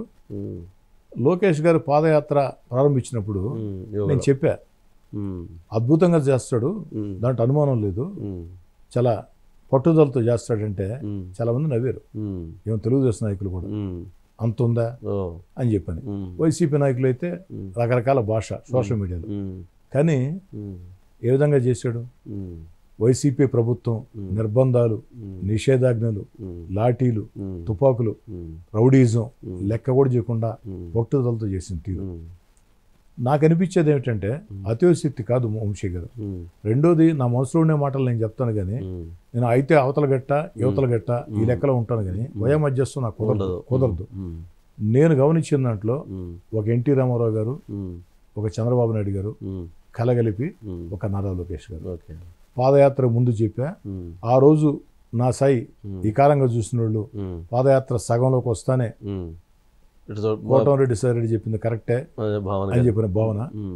మీరు ఆశ్చర్యపోతారు వంశీ గారు, వైఎస్ఆర్ కాంగ్రెస్ పార్టీని ఇష్టపడే కుటుంబాల్లో కూడా బిడ్డలకు ఏం చెప్తారు తెలుసా? ఇప్పుడు కాదు, అధికారం రాకముందే, తెలుగుదేశం అధికారం రాకముందే, లోకేష్ గారికి ఏం తక్కువ, బాలకృష్ణ గారి అల్లుడు, చంద్రబాబు గారి కుమారుడు, ఎన్టీఆర్ గారి మనోడు ఎంత కష్టపడుతున్నాడు. అది కష్టం అంటే మీ రంగాల్లో మీరు కష్టం అలవాటు చేసుకోండి. ఏదో గోల్డ్ స్పూన్తో పుట్టామని చెప్పని సుఖాలు అలవాటు చేసుకోకండి. మాట్లాడి వాళ్ళు మళ్ళీ తెలుగుదేశం పార్టీ ఓటు కూడా వేసి వాళ్ళు వైసీపీ ఓటర్సే. అంటే నాకు కావాల్సిన కష్టపడే తత్వం. అంటే లోకేష్ గారి వ్యక్తిత్వం, లోకేష్ గారి స్థాయి, ఆ స్థాయి పెరిగింది, ఆకాశంతో పెరిగింది. ప్రజలతో ఉండే తీరు, మరో పక్క కార్యకర్తలతో మాట్లాడిన తీరు, ప్రజలకు నమ్మకం కలిగించాడు, కార్యకర్తలకు భరోసా కల్పించాడు. లోకేష్ గారి పాదయాత్ర తెలుగుదేశం పార్టీ నిలబెట్టింది. ఖచ్చితంగా తెలుగుదేశం పార్టీ కూటమి అధికారంలోకి వచ్చిందానికి చంద్రబాబు నాయుడు గారి సమర్థ నాయకత్వం, అదేవిధంగా పవన్ కళ్యాణ్ గారి కలయిక, నారా లోకేష్ గారి కష్టకాలంలో చేసినటువంటి పాదయాత్ర, నరేంద్ర మోడీ గారితో కలయిక, ఇవన్నీ కలగలిపి ఒక అద్భుత విజయం.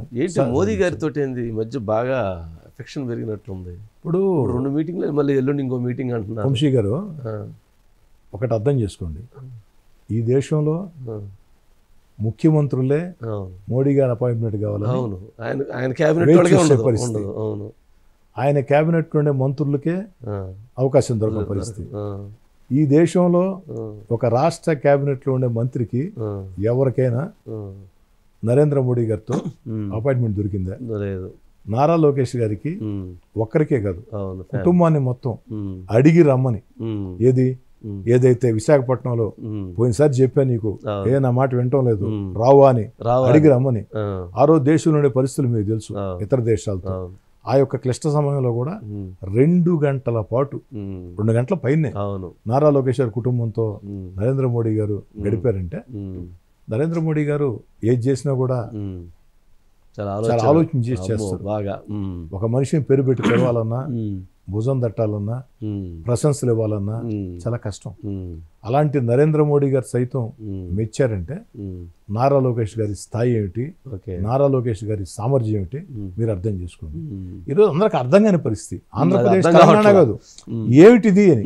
మళ్ళీ మొన్న జరిగిందా, ఎంతమంది జరిగిందా, వెంటనే మళ్ళీ నిన్నటి రోజు ప్రత్యేకంగా సమావేశాలు.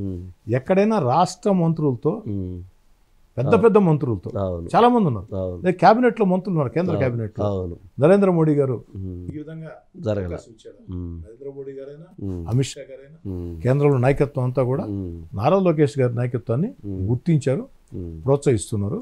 దాంట్లో నారా లోకేష్ గారికి అన్ని రకాల కూడా మంచిగా దాన్ని కూడా సద్వినియోగం చేసుకున్నాడు. అయితే మీ ఇద్దరు కాంబినేషన్ బాగా ఎట్లా కుదిరింది? ఒక్కొక్క మనిషితో కాంబినేషన్ అంటే కుదరద్దు వంశీ గారు, కుదరద్ది. నారా లోకేష్ గారితో నేను ఇప్పుడంటప్పుడు నేను ఫోన్ చేసేవాడిని కాదు, ఏదైనా మరీ ముఖ్యమైతే మెసేజ్ పెడతాను, ఎందుకంటే వాళ్ళు బిజీగా ఉంటారు కాబట్టి. నేను చెప్పేది ఎందుకో తెలియకుండా ఒక ఎమోషనల్గా ఒక బాండింగ్ ఏర్పడింది. నా నియోజకవర్గంలో నారా లోకేష్ గారి పాదయాత్ర ఎంత అద్భుతంగా జరిగిందో మీకు తెలుసు. ఆ పాదయాత్ర రాష్ట్రం అంతా కూడా క్రియేట్ అవుతూ వచ్చింది. అంటే మీ ద్వారా ఒక్క విషయం ప్రజలకి చెప్పదలుచుకున్నా, వైఎస్ఆర్ కాంగ్రెస్ పార్టీ నాయకులకి ఒక్క మాట చెప్పదలుచుకున్నా. ఏమిటంటే, మాట్లాడితే వైసీపీ నాయకులు ఏమంటారంటే, జగన్మోహన్ రెడ్డి గారు టికెట్ ఇచ్చాడు, ఆయన వదిలేశాడు, తల్లిపాల దగ్గర రొమ్ము గుద్దారు అంటారు. అయా వైసీపీ సోషల్ మీడియా, వైసీపీ అభిమానులారా, జగన్మోహన్ రెడ్డి గారికి ఎంపీ టికెట్ ఎవరు ఇచ్చారు? జగన్మోహన్ రెడ్డి గారి తండ్రి వైఎస్ రాజశేఖర రెడ్డి గారికి, రాజశేఖర రెడ్డి గారు గొప్ప నాయకుడు, నేను కాదన్నా. వైఎస్ రాజశేఖర రెడ్డి గొప్ప నాయకుడు, నేను కాదన్నా. వైఎస్ రాజశేఖర రెడ్డి గారికి ముఖ్యమంత్రి పదవి ఎవరు ఇచ్చారు? అంతకుముందు వాళ్ళు ఇవ్వలే కదా, సోనియా గాంధీ గారు ఇచ్చారు కదా. మరి అనేక రకాల ఇబ్బందుల్లో ఉన్న జగన్మోహన్ రెడ్డి గారు ఆర్థికంగా 2004 తర్వాత ఏ స్థాయికి అభివృద్ధి చెందాడు? దీనికి కారణం సోనియా గాంధీ గారు కదా. మరి నువ్వు సోనియా గాంధీ గారితో విభేదించే వారం ముందు నీ అధికారిక పత్రిక సాక్షిలో ఒక వార్త పెట్టించావు, సోనియా గాంధీ నా తల్లి లాంటిది, నా ఒంట్లో ఉండేది కాంగ్రెస్ రక్తం అని. వారం ముందు వారం తర్వాత ఏం మాట్లాడు? సోనియా గాంధీ ఒక ఇటాలియన్ బొమ్మ, కాంగ్రెస్ పార్టీ గురించి నీచంగా అదే సాక్షిలో. 15 రోజుల్లోనే తేడా వచ్చింది, వారం రోజులు తేడా వచ్చింది. అంటే రాజకీయ విభేదాల సహజం వంశీ గారు. విపి సింగ్ గారి దగ్గర నుంచి, ఇందిరాగాంధీ గారి దగ్గర నుంచి విభేదాల సహజం. అనేక మంది విభేదిస్తూ ఉంటారు, కానీ మాలాంటి వాళ్ళు విభేదిస్తే మాత్రం అది ద్రోహం చేయటం, జగన్మోహన్ రెడ్డి విభేదిస్తే మాత్రం అది మంచి చేయటం. అంటే మీరు చేస్తే మాత్రం సంసారం, మేము చేస్తే ఇంకొకటే కాదు కదా. విభేదాలు సహజం కదా. కాబట్టి ఎందుకు టార్గెట్ చేయటం? YSR Congress party social media మరి 4 నెలల నుంచి వంశీ గారు ఆశ్చర్యకరంగా ఉంది. అందుకే నేను వైఎస్ఆర్ కాంగ్రెస్ పార్టీని ధైర్యంగా సోషల్ మీడియా ఎదుర్కోదలుచుకున్నా. మా టీంను కూడా సిద్ధం చేసాం. నిన్నటి నుంచే YSR Congress party state social మీడియాతో యుద్ధం స్టార్ట్ చేసాం. నిన్నటి నుంచే స్టార్ట్ చేసాం. రండి రాష్ట్ర వైఎస్ఆర్ కాంగ్రెస్ పార్టీ సోషల్ మీడియాకి మొత్తం మీకు రాష్ట్ర తెలుగుదేశం పార్టీ సోషల్ మీడియా పడలే. ఒక్క కోటమిరెడ్డి సీతారెడ్డి తెలుగుదేశం పార్టీ కార్యకర్తగా, ఎమ్మెల్యే కాదు, ఒక్క తెలుగుదేశం పార్టీ కార్యకర్తగా నెల్లూరు రూరల్ లో ఉండే నా వెంట నడిచే నాయకులు, కార్యకర్తలు మీకు సమాధానం చెప్తారు. రండి. అంటే మీకు ఇప్పుడు ఉన్న వాటిల్లో జగన్మోహన్ రెడ్డి గారికి అన్నిటికంటే బలమైంది వైసీపీ సోషల్ మీడియా. నేను దాన్ని సవాల్ చేస్తున్నా. దాన్ని సవాల్ చేయడం అంటే జగన్మోహన్ రెడ్డి గారితో సవాల్ చేసి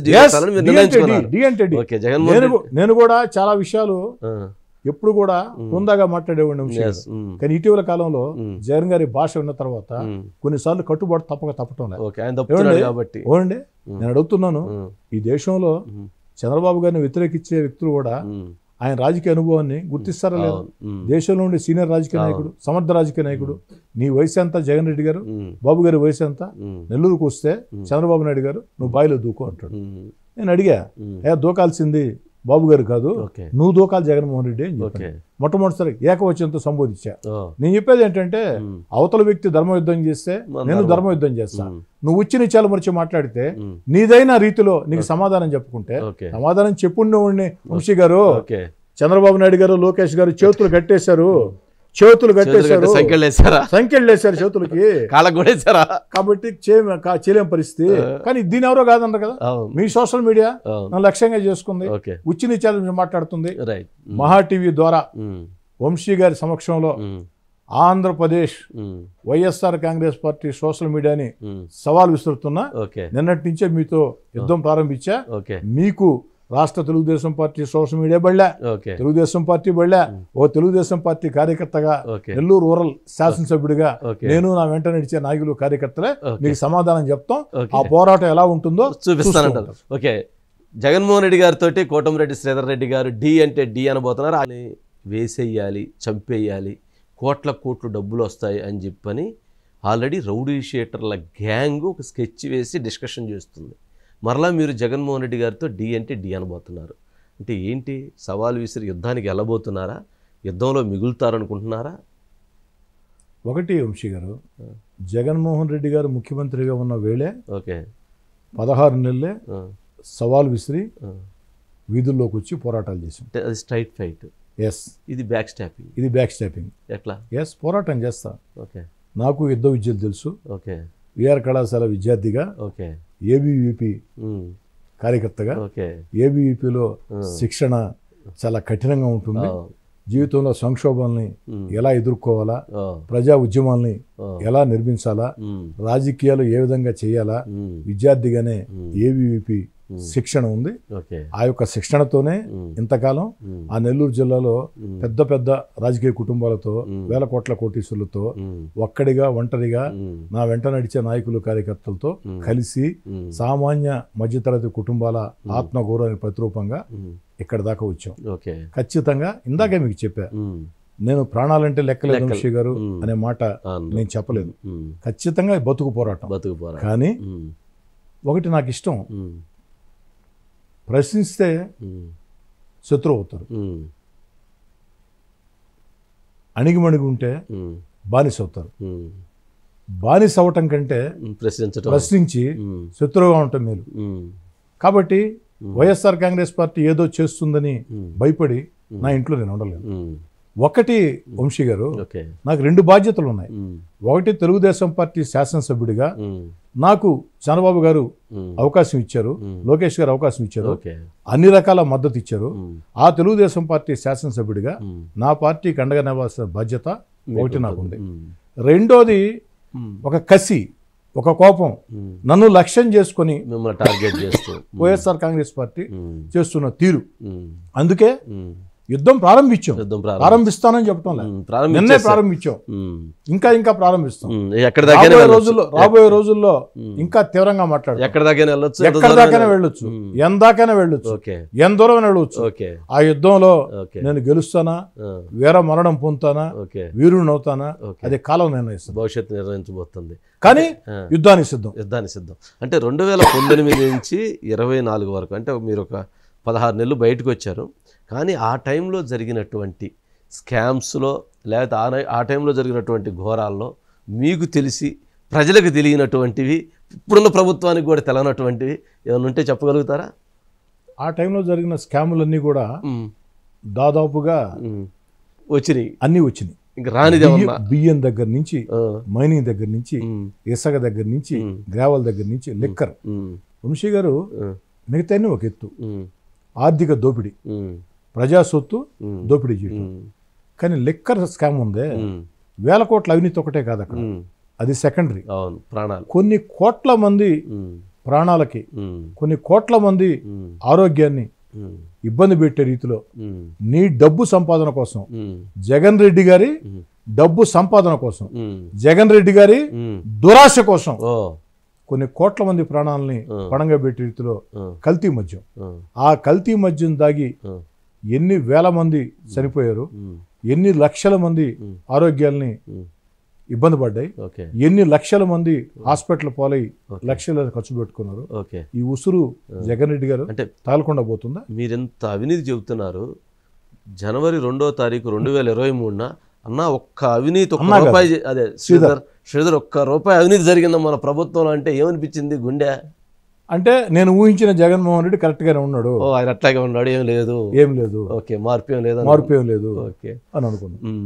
ఎట్లా ఇప్పుడు ఒకటి అంటే అంత పెద్ద స్కామ్, లిక్కర్ స్కామ్ ఒకటి వంశీ గారు, కొన్ని సంఘటనలు చెప్తా, నాకు చెప్పక తప్పదు. ఎందుకంటే మిమ్మల్ని టార్గెట్ నన్ను కెలికారు, నన్ను లక్ష్యం చేసుకొని మాట్లాడుతున్నా. కెలకటం కాదు, వైఎస్ వివేక కేసులో 40 కోట్ల సుపారీ ఇంతవరకు ఎవరు తెచ్చారు, ఎవరు ఇచ్చారు, ఎవరు వేయించారు అనేది రాలా. పులివెందులో ప్రతి ఒక్కరు తెలుసు, అందరికీ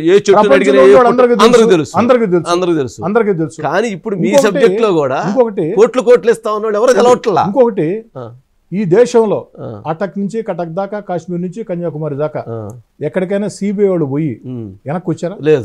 లేదు కదా. లేదు. ఆ చరిత్ర కూడా, ఆ బ్రాండ్ కూడా జగన్ రెడ్డి గారు. రెండోది, జగన్ రెడ్డి గారిలో ఒక గొప్ప లక్షణం, ఇప్పుడు జగన్ రెడ్డి గారి దగ్గరికి నెల్లూరు జిల్లా సిలికా సంబంధించి విజయసాయి రెడ్డి గారు వెళ్ళారు.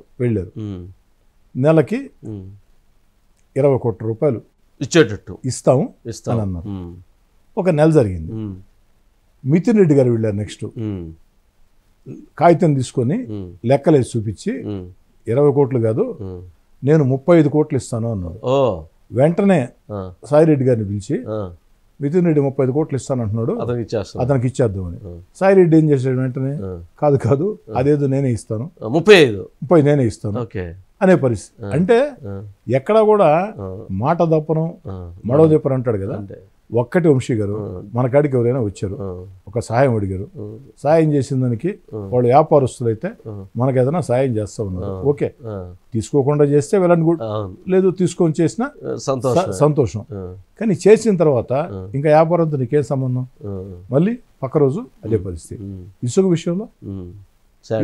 విషయంలో ఎంత దుర్మార్గాలు జరిగాయి, ముగ్గురు మారినట్టు. ఎంత విచిత్రం అంటే, ఒకసారి మైనింగ్ కూడా నేను ఫోన్ చేశాను, ఏదో పని మీద ఫోన్ చేస్తే, సరే ఇప్పుడు సిలికా అన్నారు, అప్పుడు సిలికా 35 కోట్లు, ఇప్పుడు కూడా సిలికా జరుగుతున్నట్లుంది కదా. అంటే ఈ రోజు ప్రభుత్వాలు కాదు కదా, ప్రైవేట్ వ్యక్తులు అంటే మైన్ ఓనర్లు. అప్పుడేంటి, మైన్ ఓనర్ల మొత్తం కలిపి కట్టాలి, మైన్ ఓనర్లకి నామినల్ డబ్బులు కట్టి మొత్తం దోసుకునేవాళ్ళు. క్వాడ్జి కూడా అంతే. క్వాడ్జి ఎంత దుర్మార్గం అంటే, వంశీ గారు పోరాడారు కదా, నేను సర్వేపల్లి ఎమ్మెల్యే సోమిరెడ్డి చంద్రమోహన్ రెడ్డి గారు, వేదా రవిచంద్ర గారు అందరూ పోరాడారు. ఎంత బాధాకరం అంటే వంశీ గారు, ఆ టైంలో మీ ఛానల్స్ కూడా విపరీతంగా వార్తలు వచ్చాయి, ఏబిఎన్ కానీ మహా టీవీ కానీ అన్నింటిలో వార్తలు వచ్చాయి. ఎంత గౌరవం అంటే, పాపం క్వాడ్జి నమ్ముకొని చాలా మంది ఉండేవాళ్ళు. క్వాడ్జికి రేట్ లేదు, ఆయన లీజులు కట్టుకుంటూ ఉండేవాళ్ళు. తీరా క్వాడ్జికి మంచి రేట్ వచ్చింది, అంటే 100 times రేట్స్ పెరిగింది ఒక్కసారి. పాపం వాళ్ళందరూ కూడా ఈ డబ్బంతా ఏం చేసుకోవాలా, హైదరాబాద్ ఇల్లు కొనాలన్నా, బెంగళూరు ఇల్లు కొనాలన్నా, నెల్లూరు మౌంట్ రోడ్ కొనాలన్నా, ఏ కార్లు కొనాలా, పాపం వస్తున్నాయి. వెంటనే గద్దల్లా పోలేరు. నీ ఓనరు నువ్వు, మీ కాడికి వస్తారు, నీకు 30,000 రూపాయల దాకా టన్ తీసుకుంటాం, నీకు 2,000 ఇస్తాం. అదేందా, నాది కదా, నీది కాదు, మాదే. అట్లయితే చేస్తాం. లేదు నువ్వు ఎత్తాలంటే వెంటనే పోలీసు వాళ్ళు వస్తారు, ఎత్తేదానికి నీకు అన్ని పర్మిషన్లు ఉన్నా ఎత్తేదానికి లేదు, నేను ఎత్తుకోవాలా 30,000 రూపాయలు. ఇట్లా నిలువు దోపిడి అంటే, షోలే సినిమా వచ్చింది చిన్నప్పుడు, హిందీ సినిమా. ఆ పాపం బందిపోట్లు దొంగలు నేరుగా వచ్చేసి ఆ ఊళ్ళ మీద పడి ఆ రైతులు పంటలన్నీ తీసుకుని వెళ్ళిపోయేవాళ్ళు. ఆ విధంగా 6 కాలం కష్టపడి రైతులు పంట పండిస్తే తెరా పంట చేతికి వచ్చిన తర్వాత ఆ బందిపోట్లు ఏ విధంగా తీసుకుపోయారో ఆ విధంగా వీళ్ళు దోపిడీ చేసిన పరిస్థితి. ఇవన్నీ కూడా దుర్మార్గాలు దండిగా ఉన్నాయి. 1 కాదు, 2 కాదు, 3 కాదు. ఏదన్నారు కదా, మా కవి శ్రీశ్రీ చెప్తాడు, కాదేది కవితకి అనర్హం అని చెప్పని. అర్థం కదా.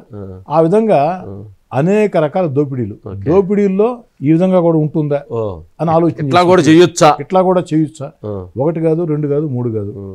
దోపిడీలకి భారతదేశంలో కాదు ప్రపంచంలోనే ఒక కేస్ స్టడీ చేయాలంటే, అంటే అవినీతి ఏ విధంగా ముఖ్యమంత్రులు చేయొచ్చు అన్న కేస్ స్టడీ తీసుకోవాలంటే జగన్ గారి పరిపాలనని కేస్ స్టడీ కింద తీసుకుంటే దీన్ని అంతర్జాతీయ స్కూళ్ళలో కూడా కళాశాలల్లో కూడా ఒక పాఠంగా చేర్చు. ఆల్రెడీ పెట్టినట్టు ఉన్నారు కదా ఆక్స్ఫర్డ్ యూనివర్సిటీలో కరప్షన్ మీద. నా దృష్టికి రాలేదు. సిబిఐడి కేసులకు సంబంధించి పెట్టినట్టు నా దృష్టికి రాలేదు, పెట్టి ఉండొచ్చు అటువంటి పరిస్థితి. అది ఇదేం తేడాలే, ఎక్కడదక్కడ ఎవరు ఎక్కువ ఇస్తామంటే మాటలే కట్టుబాట్లే. వాళ్ళు జగన్ రెడ్డి గారు చెప్తుంటారు మాట తప్పన మడవ తెప్పనని. రోజు 3 సార్లు మాట తప్పి 6 సార్లు మడవ తెప్పుతాడు. అనేక సంఘటనలు ఉన్నాయి. ఓకే, నేను వస్తున్నాను ఇంకో 3 సంవత్సరాలు నేను వచ్చేస్తానంటున్నారు. ఏంటి జగన్మోహన్ రెడ్డి గారు వచ్చేటువంటి పరిస్థితి ఏమన్నా కనిపిస్తుందా? 2014 ఏం చెప్పేవాడు అంటే 2016లో వచ్చేస్తాననేవాడు. 16లో ఎట్టొస్తావా అని అడిగితే లేదు బీజేపీకి టీడీపీకి తగదబడద్ది, వాడు బర్తరఫ్ చేస్తారు, నేను వచ్చేస్తాను అని చెప్పాను. అదేమంటే ఎమ్మెల్యేలు మొత్తం టచ్లో ఉన్నారని చెప్పారు. లాస్ట్కి ఎమ్మెల్యే ఇటు నుంచి అటుపోయారు తప్ప అటు నుంచి చుట్టాల. సాధారణంగా నేను చాలా మందికి చెప్తుంటాను వంశీ గారు, అధికారం లేని ఎమ్మెల్యేలు అధికారం కోసం అధికార పార్టీలోకి పోతుంటారు. నా విషయం జరిగింది అది కాదు. 2014-19లో నేను అధికారం లేని ఎమ్మెల్యేని. కష్టాల్లో నష్టాల్లో ఇబ్బందులు జగన్ గారితో ఉన్నారు. అధికారంలో జగన్ గారు వచ్చిన తర్వాత అధికారాన్ని వదులుకుని 16 గంటల అధికారాన్ని వదులుకునేదానికి కూడా సిద్ధంగా రోజుల్లో 16 నెలల అధికారాన్ని వదులుకుని అప్పటికే జగన్ గారిని ధిక్కరిస్తే రఘురామకృష్ణరాజు గారిని ఏం చేశారు అందరికీ తెలుసు. కాబట్టి రఘురామకృష్ణరాజు గారు అన్ని రకాల పెద్ద స్థాయి కాబట్టి నిలబడ్డాడు. అది అంత స్థాయి కాదు. అయినా వీధుల్లోకి వచ్చి నేను పోరాటం చేసి ఇబ్బందులు వస్తాయని తెలుసు. నేను అధికారాన్ని వదులుకుని ప్రతిపక్షంలోకి వచ్చా. నేను వచ్చిన రోజుకి వైఎస్ఆర్ కాంగ్రెస్ పార్టీ 11 సీట్లు వస్తాయని ఎవరు ఊహించలేదు. కానీ మీరు అన్నారు ఎలక్షన్స్ ముందు అన్నారు, అవతల ప్రజల్లో తిరుగుతున్నప్పుడు స్పష్టంగా అర్థమైంది. కానీ ఇప్పుడు మళ్ళీ నేను వస్తానంటున్నాడు. ఏంటి ఆయన బలం ఏంటి? ఆయన యోగం ఏదో ఉండిద్ది కదా. ఆయన పక్కన వాళ్ళని చెదరకుండా కాపాడుకోవటం, అంత మించి మరొకటి. ఏంటి వైసీపీ భవిష్యత్తు ఏంటి ఏమనిపిస్తుంది? 2029 ఎన్నికల్లో మళ్ళీ తెలుగుదేశం పార్టీ కూటమి చంద్రబాబు గారి నేతృత్వంలో అధికారంలో రాబోతుంది. దేశంలో నరేంద్ర మోడీ గారి నేతృత్వంలో ఎన్డీఏ ప్రభుత్వ అధికారంలో రాబోతుంది. దానికి ముందస్తు సూచికలే రేపు జరిగే బీహార్ ఎన్నికలు. ఈరోజు బీహార్లో కాంగ్రెస్ పార్టీ కాంగ్రెస్ మిత్రపక్షాలు ఇంత ఆగిత్యం చేస్తున్నాయి. ఎందుకు ఆగిత్యం చేస్తున్నాయంటే బీహార్లో ఓడిపోతామని వారికి తెలుసు. బీహార్లో ఓడిపోతామని తెలిసే ఆ ఓటమిని ఇంకో కారణం చూపించేదానికే చేస్తున్నారు. కాబట్టి 2034 గురించి ఇప్పుడు చెప్పడం కరెక్ట్ కాదు. కానీ ఒకటి అర్థం చేసుకోండి వంశీ గారు, వైఎస్ఆర్ కాంగ్రెస్ పార్టీ టైంలో జగన్ రెడ్డి గారు ముఖ్యమంత్రిగా రాష్ట్రం ఆర్థికంగా దివాలా తీసింది.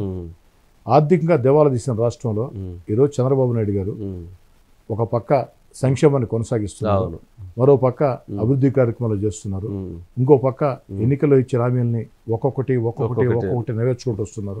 పారిశ్రామిక పెట్టుబడులు ఆకర్షించి మన బిడ్డల భవిష్యత్తు కోసం బంగారు బాటలు వేస్తున్నారు. ప్రపంచంలో రాజధాని లేని రాష్ట్రం ఆంధ్రప్రదేశ్, అమరావతిని పరుగులు పెట్టిస్తున్నారు.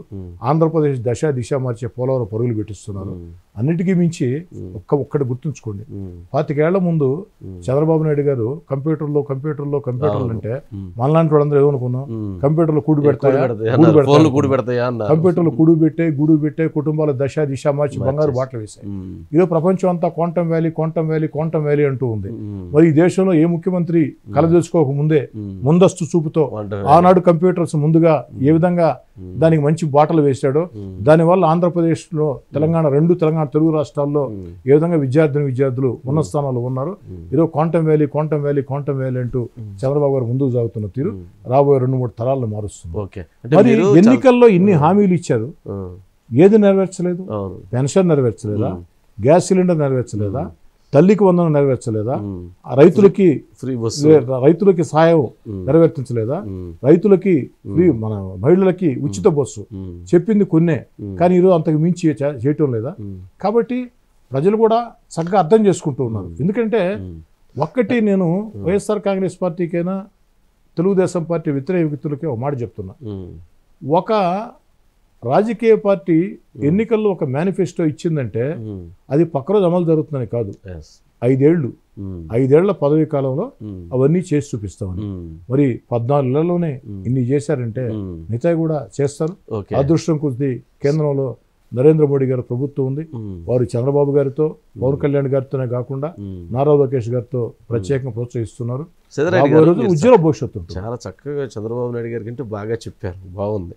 అంటే వెల్ఫేర్ చేసే విషయం కానీ, అట్లాగే డెవలప్మెంట్ యాక్టివిటీస్ కానీ ఇవన్నీ చక్కగా జరుగుతున్నాయి. కానీ పార్టీ క్యాడర్ విషయంలో, కష్టపడినటువంటి వాళ్ళ విషయంలో ఇంకా శ్రద్ధ పెట్టాలి, ఇంకా సమయం పెట్టాలి, పార్టీ టైం కేటాయించాలి అనేది ఒక బలమైన చర్చ క్యాడర్లో ఉంది. ఇది వాస్తవం అంటారా, అవాస్తవం అంటారా? అంటే ఇప్పటికే బాబు గారు, లోకేష్ గారు దృష్టి పెట్టారు. ఓకే, చాలా వరకు పార్టీ నాయకులు, కార్యకర్తలకు న్యాయం చేశారు. కానీ ఇంకా చేయాల్సిన అవసరం ఉంది. మీరు చెప్పిన దాంతో ఒకదాంతో ఏకీపిస్తా. పార్టీ కార్యకర్తల ఆకాంక్ష ఏమిటంటే, కోరిక ఏమిటంటే, ఎక్కువ సమయం చంద్రబాబు గారు లేదా లోకేష్ గారు మా కోసం కేటాయించాలని, ఆ దిశగా భవిష్యత్తులో ఆలోచన చేస్తాను. ఇప్పటికే చేస్తున్నారు, కానీ ఇంకా పెంచాల్సిన అవసరం ఉంది. అది మాత్రం మీరు చెప్పింది వాస్తవం. పార్టీ కార్యకర్తల్లో మేము బాబు గారిని కలవాలా, లోకేష్ గారిని కలవాలా, ఎవరో ఒకరిని కలవాలా అనేది ఒక ఆకాంక్ష ఉంది. ఇప్పటికే చేస్తున్నారు, ఇంకా భవిష్యత్తులో ఇంకా కూడా జరుగుతుంది. పార్టీ కమిటీలన్నీ కూడా వేయబోతున్నారు. పార్టీ కమిటీలన్నీ వేసి ముందుకు సాగుతున్నారు.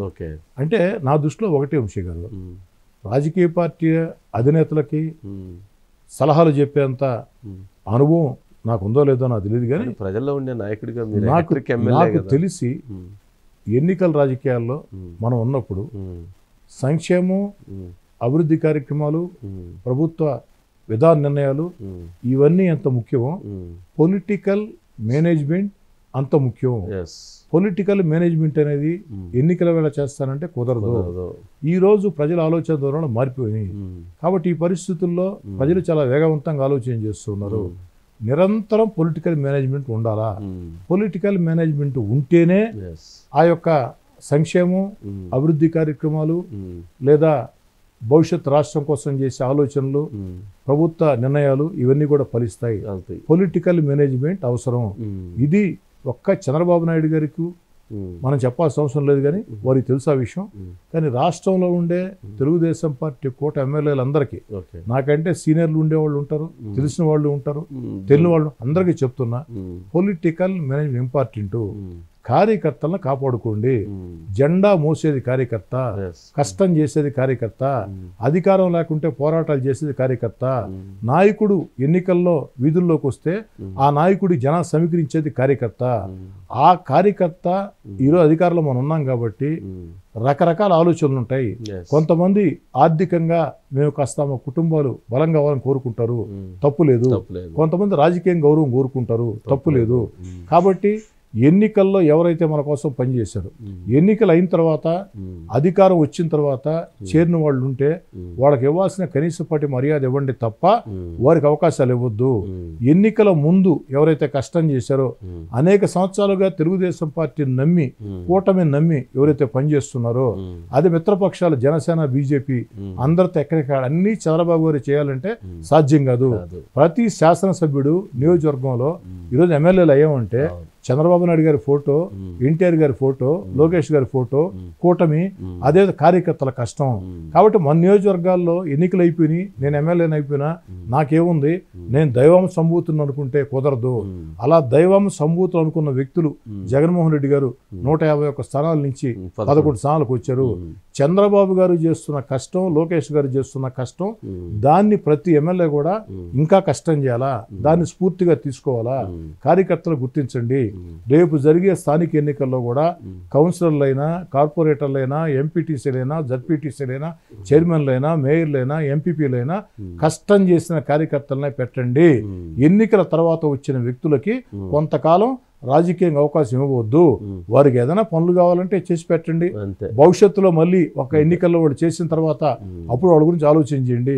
అలా కాదు నా చుట్టూ వాడు చేరారు అని చెప్పని ఎన్నికల్లో మన కోసం కష్టం చేసిన కార్యకర్తల్ని దూరం పెడితే అది నష్టం చేస్తుంది. కాబట్టి ఇవన్నీ కూడా చంద్రబాబు గారి స్థాయిలో చేయాలంటే అన్నీ సాధ్యం కాదు. చంద్రబాబు గారు రాష్ట్ర స్థాయి ఆలోచన చేశారు, మా అందరికి అవకాశాలు ఇచ్చారు. దేనికి ఇచ్చారు? మనం సమర్థులు అని, కష్టం చేసామని. మనం దాన్ని కార్యకర్తల విషయం నిలబెట్టుకోవాలి. ఎంత సమర్థవంతంగా, ఎంత క్లారిటీగా చెప్తున్నారు. చంద్రబాబు నాయుడు గారు, పవన్ కళ్యాణ్ గారు కూడా నేను అని అంటలా, మేము అని అంటారు వాళ్ళిద్దరూ. ప్రతి సందర్భంలో ఒకరినొకరు మేము ఈ కూటమి 15 సంవత్సరాలు ఉంటుంది అని అంత వివరంగా చెప్తూ ఉంటారు. కానీ కిందకు వచ్చేటప్పటికి ఆ సమన్వయ లోపం లోపిస్తూ ఉంటుంది కొన్ని దగ్గరలో. ఓకే, కొన్ని దగ్గరలో ఉంది. అందుకే మహా టీవీ ద్వారా చెప్తూ ఉన్నా, ఒకటి గుర్తుంచుకోండి, చంద్రబాబు నాయుడు గారు ఏదైతే తెలుగుదేశం పార్టీ కూటమి మరో 15-20 ఏళ్ళు అధికారంలో ఉండటం ఈ రాష్ట్రానికి అవసరం. అమరావతి పూర్తి కావాలన్నా, పోలవరం పూర్తి కావాలన్నా, క్వాంటమ్ వ్యాలీ ఫలితాలు సాధించాలన్నా, అభివృద్ధి సంక్షేమం రెండు జరగాలన్నా కూడా మరో 15-20 ఏళ్ళు తెలుగుదేశం కూటమి అధికారంలో ఉండాలి. కాబట్టి ఎమ్మెల్యేలు అయినటువంటి వ్యక్తులు ఎవరైనా సరే, అందరూ నేను అన్నా, కొంతమంది అయినా సరే అహంకారాన్ని వదిలేసి ఆత్మవిశ్వాసంతో ముందుకు సాగుదాం. అహంకారం వదిలేద్దాం. ప్రధానంగా పొలిటికల్ మేనేజ్మెంట్, మన కోసం కష్టం చేసిన నాయకులు కార్యకర్తల్ని దగ్గర తీయటం. రెండోది, చంద్రబాబు నాయుడు గారు ఇన్ని పనులు చేస్తున్నారు, అన్నీ వారు చెప్పుకోవాలంటే సాధ్యం కాదు. ఎక్కడికక్కడ నియోజకవర్గ స్థాయిలో ఎమ్మెల్యేలు డివిజన్ అధ్యక్షుల్ని, క్లస్టర్ ఇన్ఛార్జీలని, గ్రామ అధ్యక్షుల్ని, బూత్ కన్వీనర్లని ఉత్సాహపరిచి వారి ద్వారా ఎక్కడికక్కడ ఒక చర్చ పెట్టి, ఎందుకంటే రాజకీయాల్లో ప్రజల కోసం పనిచేయటం ఎంత ముఖ్యమో ఆ చేసిన పని సమర్థవంతంగా చెప్పుకోవటం అంత ముఖ్యం. కాబట్టి అది జరగాల, అది జరిగి తీరాలా, దీనికి ప్రతి ఎమ్మెల్యే బాధ్యత వహించాలా. ఎమ్మెల్యే అయిపోయినాము నేను రిలాక్స్ అవుతానంటే కుదరదు. ఒక్కసారి ఎమ్మెల్యే కావటం ముఖ్యం. ఒక ఎమ్మెల్యే అయిన వ్యక్తి 3 సార్లు 4 సార్లు ఎమ్మెల్యేలు కావాలంటే ప్రజల్లో ఉండాలా. హ్యాట్రిక్ ఎమ్మెల్యే అండి. సరే, విమర్శలు ప్రతి విమర్శలు సహజం. కానీ ఈ మధ్యకాలంలో కొత్తగా వచ్చినటువంటి ఎమ్మెల్యేలు మీరు ఇప్పుడు చెప్పినటువంటి వేటికి దగ్గరగా లేరు. ఏటికైతే ఉండకూడదో వాటికి దగ్గరగా ఉండాలన్న అలా ఉన్నప్పుడు వన్ టైం ఎమ్మెల్యేలు అయిపోతారు వంశీ గారు. రేపటి రోజు చంద్రబాబు నాయుడు గారైనా, పవన్ కళ్యాణ్ గారైనా, లోకేష్ గారైనా, కేంద్రంలో నరేంద్ర మోడీ గారైనా రాష్ట్రంలో గెలిచే అభ్యర్థులు టికెట్లు ఇస్తారా? అంతే. ఓడే అభ్యర్థులకు ఇస్తారా? గెలిచే అభ్యర్థులను చూసుకొని అంతే కదా. ఏ రాజకీయ పార్టీ అంతే, అది వైఎస్ఆర్ కాంగ్రెస్ పార్టీ అయినా మరొకరైనా అభ్యర్థి గెలుపు ప్రధానంగా చూస్తారు. డబ్బులుంటే టికెట్ ఇస్తారనే భావన ఉంటుంది కదా. ఒకటి అదొక్కటే కొలమానం కాదు. ఎన్నికల రాజకీయాలు ధన రాజకీయాలు అయినాయి, నేను కాదంటున్నాను.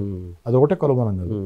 ఒకటే వంశీ గారు, నా కాడ ఏమి డబ్బు ఉండి 3 సార్లు ఎమ్మెల్యే అయ్యాను చెప్పండి. మీకు 14లో ఎంత ఉంది, ఇప్పుడు ఎంత ఉందండి సిద్ధారెడ్డి గారు? వంశీ గారు, నేను నిజాయితీగా చెప్తున్నా, నేను ఎక్కడా రాజకీయ దందాలు చేయరా, రాజకీయ అవినీతికి పాల్పడ్డా. 2014లో నేను ఎమ్మెల్యేని అయ్యా. కానీ 14 సంవత్సరాల ముందే 2000 సంవత్సరంలోనే నా రియల్ ఎస్టేట్ వ్యాపారం ఉంది, స్నేహితులతో కలిసి చిన్న చిన్న రియల్ ఎస్టేట్ వ్యాపారం. ఎమ్మెల్యే అయిన తర్వాత రియల్ ఎస్టేట్ వ్యాపారంలో కాంట్రాక్టర్లో ఓ ఎమ్మెల్యే మా స్నేహితుడు మాతో కలిసి ఉండాలా అని కోరుకుంటారు ప్రజలు. నాకు ఎమ్మెల్యే అనే సోషల్ స్టేటస్, ఆ స్థాయి నాకు ఇచ్చినప్పుడు వ్యాపారస్తులు కోరుకుంటారు. దాని అవకాశంగా తీసుకుని నేను కూడా రియల్ ఎస్టేట్లో కాంట్రాక్టుల్లో పెట్టుబడులు పెట్టాం. కొన్ని దగ్గరలో ఫలితాలు వచ్చాయి, కొన్ని దగ్గరలో ఆగి ఉన్నాయి. తర్వాత ఆ 16 నెలలు ఆ వైఎస్ఆర్ కాంగ్రెస్ పార్టీ దూరం జరిగిన తర్వాత ఏ విధంగా ఇబ్బంది పెట్టారో తెలుసు. నేను ఎందుకు ఎక్కడ రాజకీయ దందాలు చేయలేదని చెప్తున్నానంటే, ఎక్కడ అవినీతి చేయలేదని చెప్తున్నానంటే, నేను అవినీతి చేసి ఉంటే, రాజకీయ దందాలు చేసి ఉంటే జగన్మోహన్ రెడ్డి గారి విభేదాలు వచ్చిన తర్వాత ముఖ్యమంత్రిగా వదిలిపెడతారు, నన్ను వదిలిపెట్టరు కదా. కాబట్టి నేను ఆర్థికంగా ఉన్నంతలో స్థిమితంగా ఉన్నా. రెండోది, బ్రహ్మాండంగా చెప్పను కానీ స్థిమితంగా ఉన్నా. రెండు, నా వెంట నడిచే నాయకుల కార్యకర్తలకి గత అధికార పార్టీ ఎమ్మెల్యేగా, అధికారం లేని ఎమ్మెల్యేగా, అధికారం లేని ఎమ్మెల్యేగా కొంతమందికి, అధికార పార్టీ ఎమ్మెల్యే ఎక్కువ మందికి, ఈరోజు అధికారం వచ్చిన తర్వాత నా శక్తికి మించి ఎక్కడ అవకాశాలు ఉన్నా కార్యకర్తలకి బిడ్డల చదువుల కోసం, చిన్న చిన్న వ్యాపారాలు చేసుకోవాలంటే స్థిమితపరిచేదానికి, లేక ఆరోగ్య సమస్యలు, మెత్తవట్లు, నాకు అది ఇష్టం. నాకు అది ఇష్టం. ఎందుకంటే ఆయన అనుభవిస్తున్నాను. నేను 86కే విఆర్ కళాశాలలో విద్యార్థి సంఘ అధ్యక్షుడు, సెనేట్ సభ్యుడిగా యువజన రాజకీయాల్లోకి వచ్చాం. 86 నుంచి 2000 దాకా 14 సంవత్సరాలు నా జీవితం అత్యంత కష్టాలమయం, ఇబ్బందులమయం. ఓ రాజకీయ కార్యకర్తగా నేనే గోడల మీద రాతలు రాసి ఉన్నా, స్టేషన్లో ఉన్నా, లాకప్పుల్లో ఉన్నా, రాజకీయ ఘర్షణల్లో, ప్రజా ఉద్యమాల్లో నేనే జెండాలు కట్టి ఉన్నా, జనాలను సమీకరించి ఉన్నా. ఓ కార్యకర్తకి జనాలను సమీకరించమంటే నాయకుడు ఒక మాటే చెప్పేది, ఆ 20 మందినో 30 మందినో 50 మందినో తేవాలంటే ఆ కార్యకర్త ఎంత కష్టం చేస్తాడో స్వయంగా అనుభవించా. అందుకే కార్యకర్తలు బాగుండాలని కోరుకుంటాను. దేవుడి దేవల్ల నాకేం బాధ్యతలు, నాకు 2 కుమార్తెలు. ఒక కుమార్తె బెంగళూరులో, హైందవి పెద్ద పాప, హైందవి పెద్ద పాప. రెండో పాప వైష్ణవి, హైందవి బెంగళూరులో భర్తతో సంతోషంగా. ఎవరు వీళ్ళిద్దరిలో రాజకీయ వారసత్వాన్ని ఎవరికి ఇస్తారు? ఇద్దరు రారు. ఇద్దరు అంటే నా ఇద్దరు కూతుర్లకి రాజకీయాలంటే ఆసక్తి, ఓకే. నా పెద్దల్లుడికి రాజకీయాల ఆసక్తి లేదు, ఓకే. రెండోళ్ళుడికి రాజకీయాలంటే ఆసక్తి. ఓకే. కానీ వాళ్ళు ఎవరు రాజకీయాల్లోకి రారు. పిల్లలిద్దరికి ఆసక్తి ఉన్నట్లుంది కదా, ఆడపిల్లలకి. రాజకీయాల్లో రారు. రారా? రారు. అదేంటి? ఖచ్చితంగా రారు. రానివరా? రారా? వద్దు అని చెప్పా. ఎందుకని? వద్దు అని చెప్పా. ఓకే.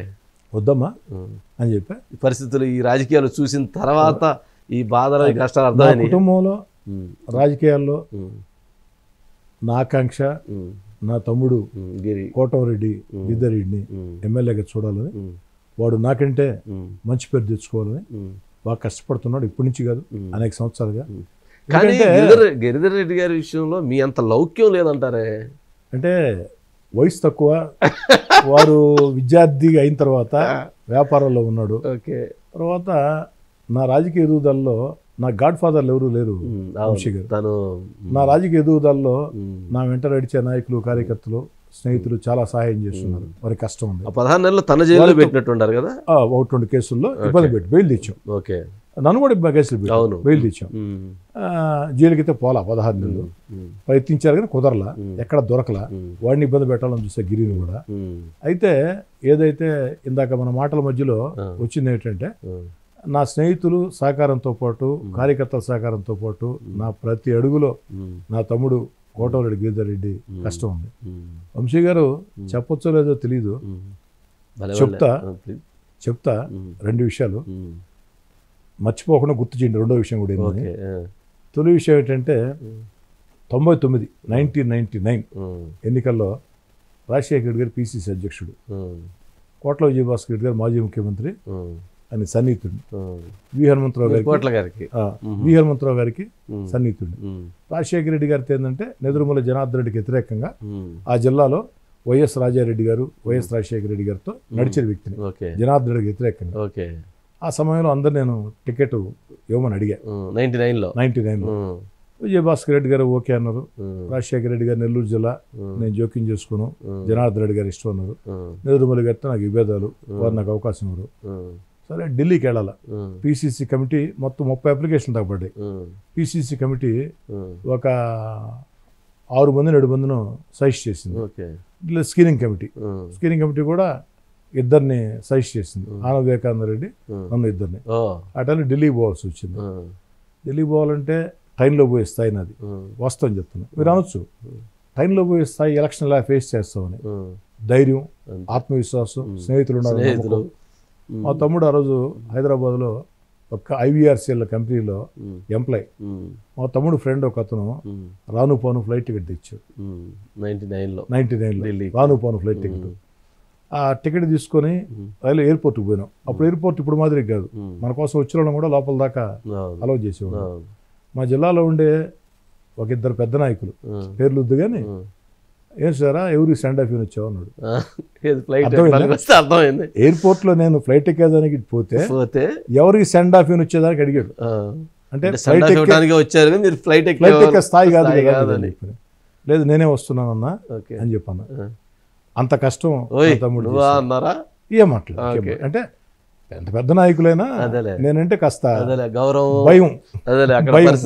కాబట్టి తేడాగా మాట్లాడితే మనం డబల్ తేడాగా మాట్లాడుతామని తెలుసు. రెండోది, నేను ఎప్పుడు గతాన్ని మర్చిపోను. నీకు వంశీ గారు రెండోది చెప్తాను. నేను 87లో హైదరాబాద్ రావడం స్టార్ట్ చేశాను.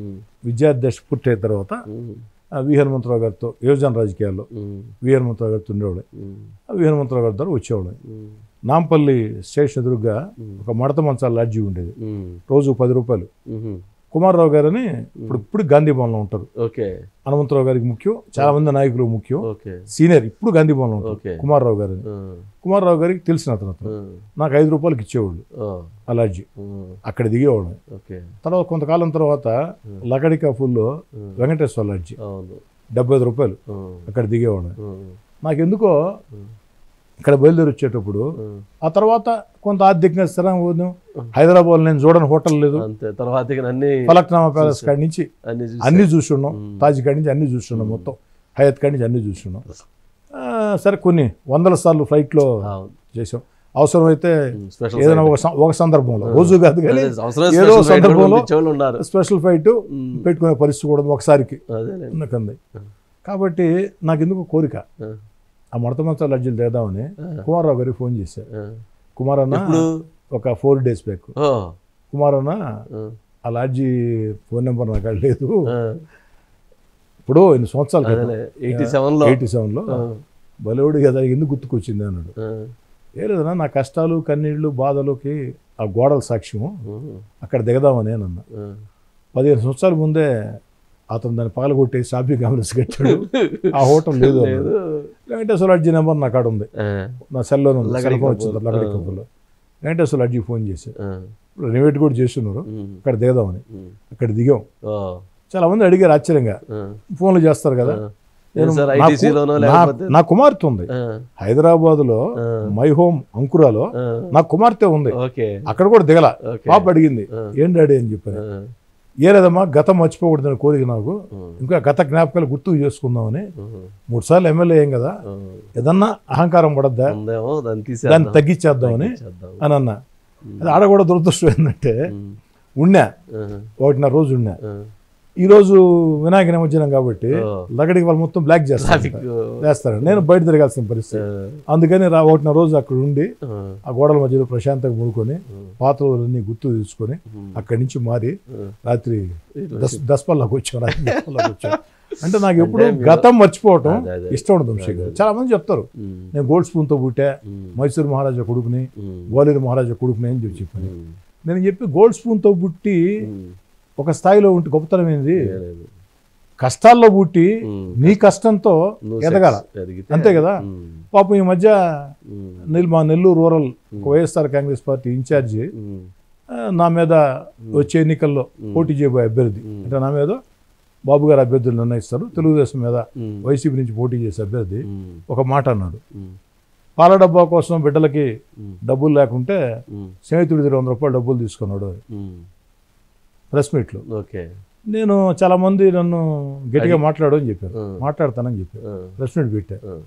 నెల్లూరు రూరల్ వైసీపీ ఇన్ఛార్జ్ చెప్పింది అక్షర సత్యం. పాల డబ్బా కోసం ఒకరోజు అవసరం వచ్చి స్నేహితుడికి 100 రూపాయలు డబ్బులు తీసుకున్నా. ఈ ఒక్కటే దేనికి చెప్పావా, హైదరాబాద్లో మడత మంచాల లాడ్జీలు దిగుండా, నెల్లూరులో నా స్కూటర్కి పెట్రోల్ లేకుంటే కొన్ని వేల మంది పెట్రోల్ పోయించారు. సైలెన్సర్ పగిలిపోతే ఆ రోజు 450 సైలెన్సర్, ఆ సైలెన్సర్ ఎంచుకోవాలంటే ఒక వారం లేట్ అయితే ఆ సైలెన్సర్ లేకుండా తిరిగేవాళ్ళం. ఇవన్నీ కూడా చెప్తే బాగుంటుందా అయ్యా. రూరల్ వైసీపీ ఇన్ఛార్జ్ ఇంటి పేరు చెప్పుకొని మీ తాతలో మీ తండ్రులో మీ అన్నలో కష్టం చేస్తే ఆ ఇంటి పేరు చెప్పుకొని రాజకీయాలు చేసేవాడు నువ్వు, కానీ కోటంరెడ్డి అని ఇంటి పేరుకి నా కష్టం.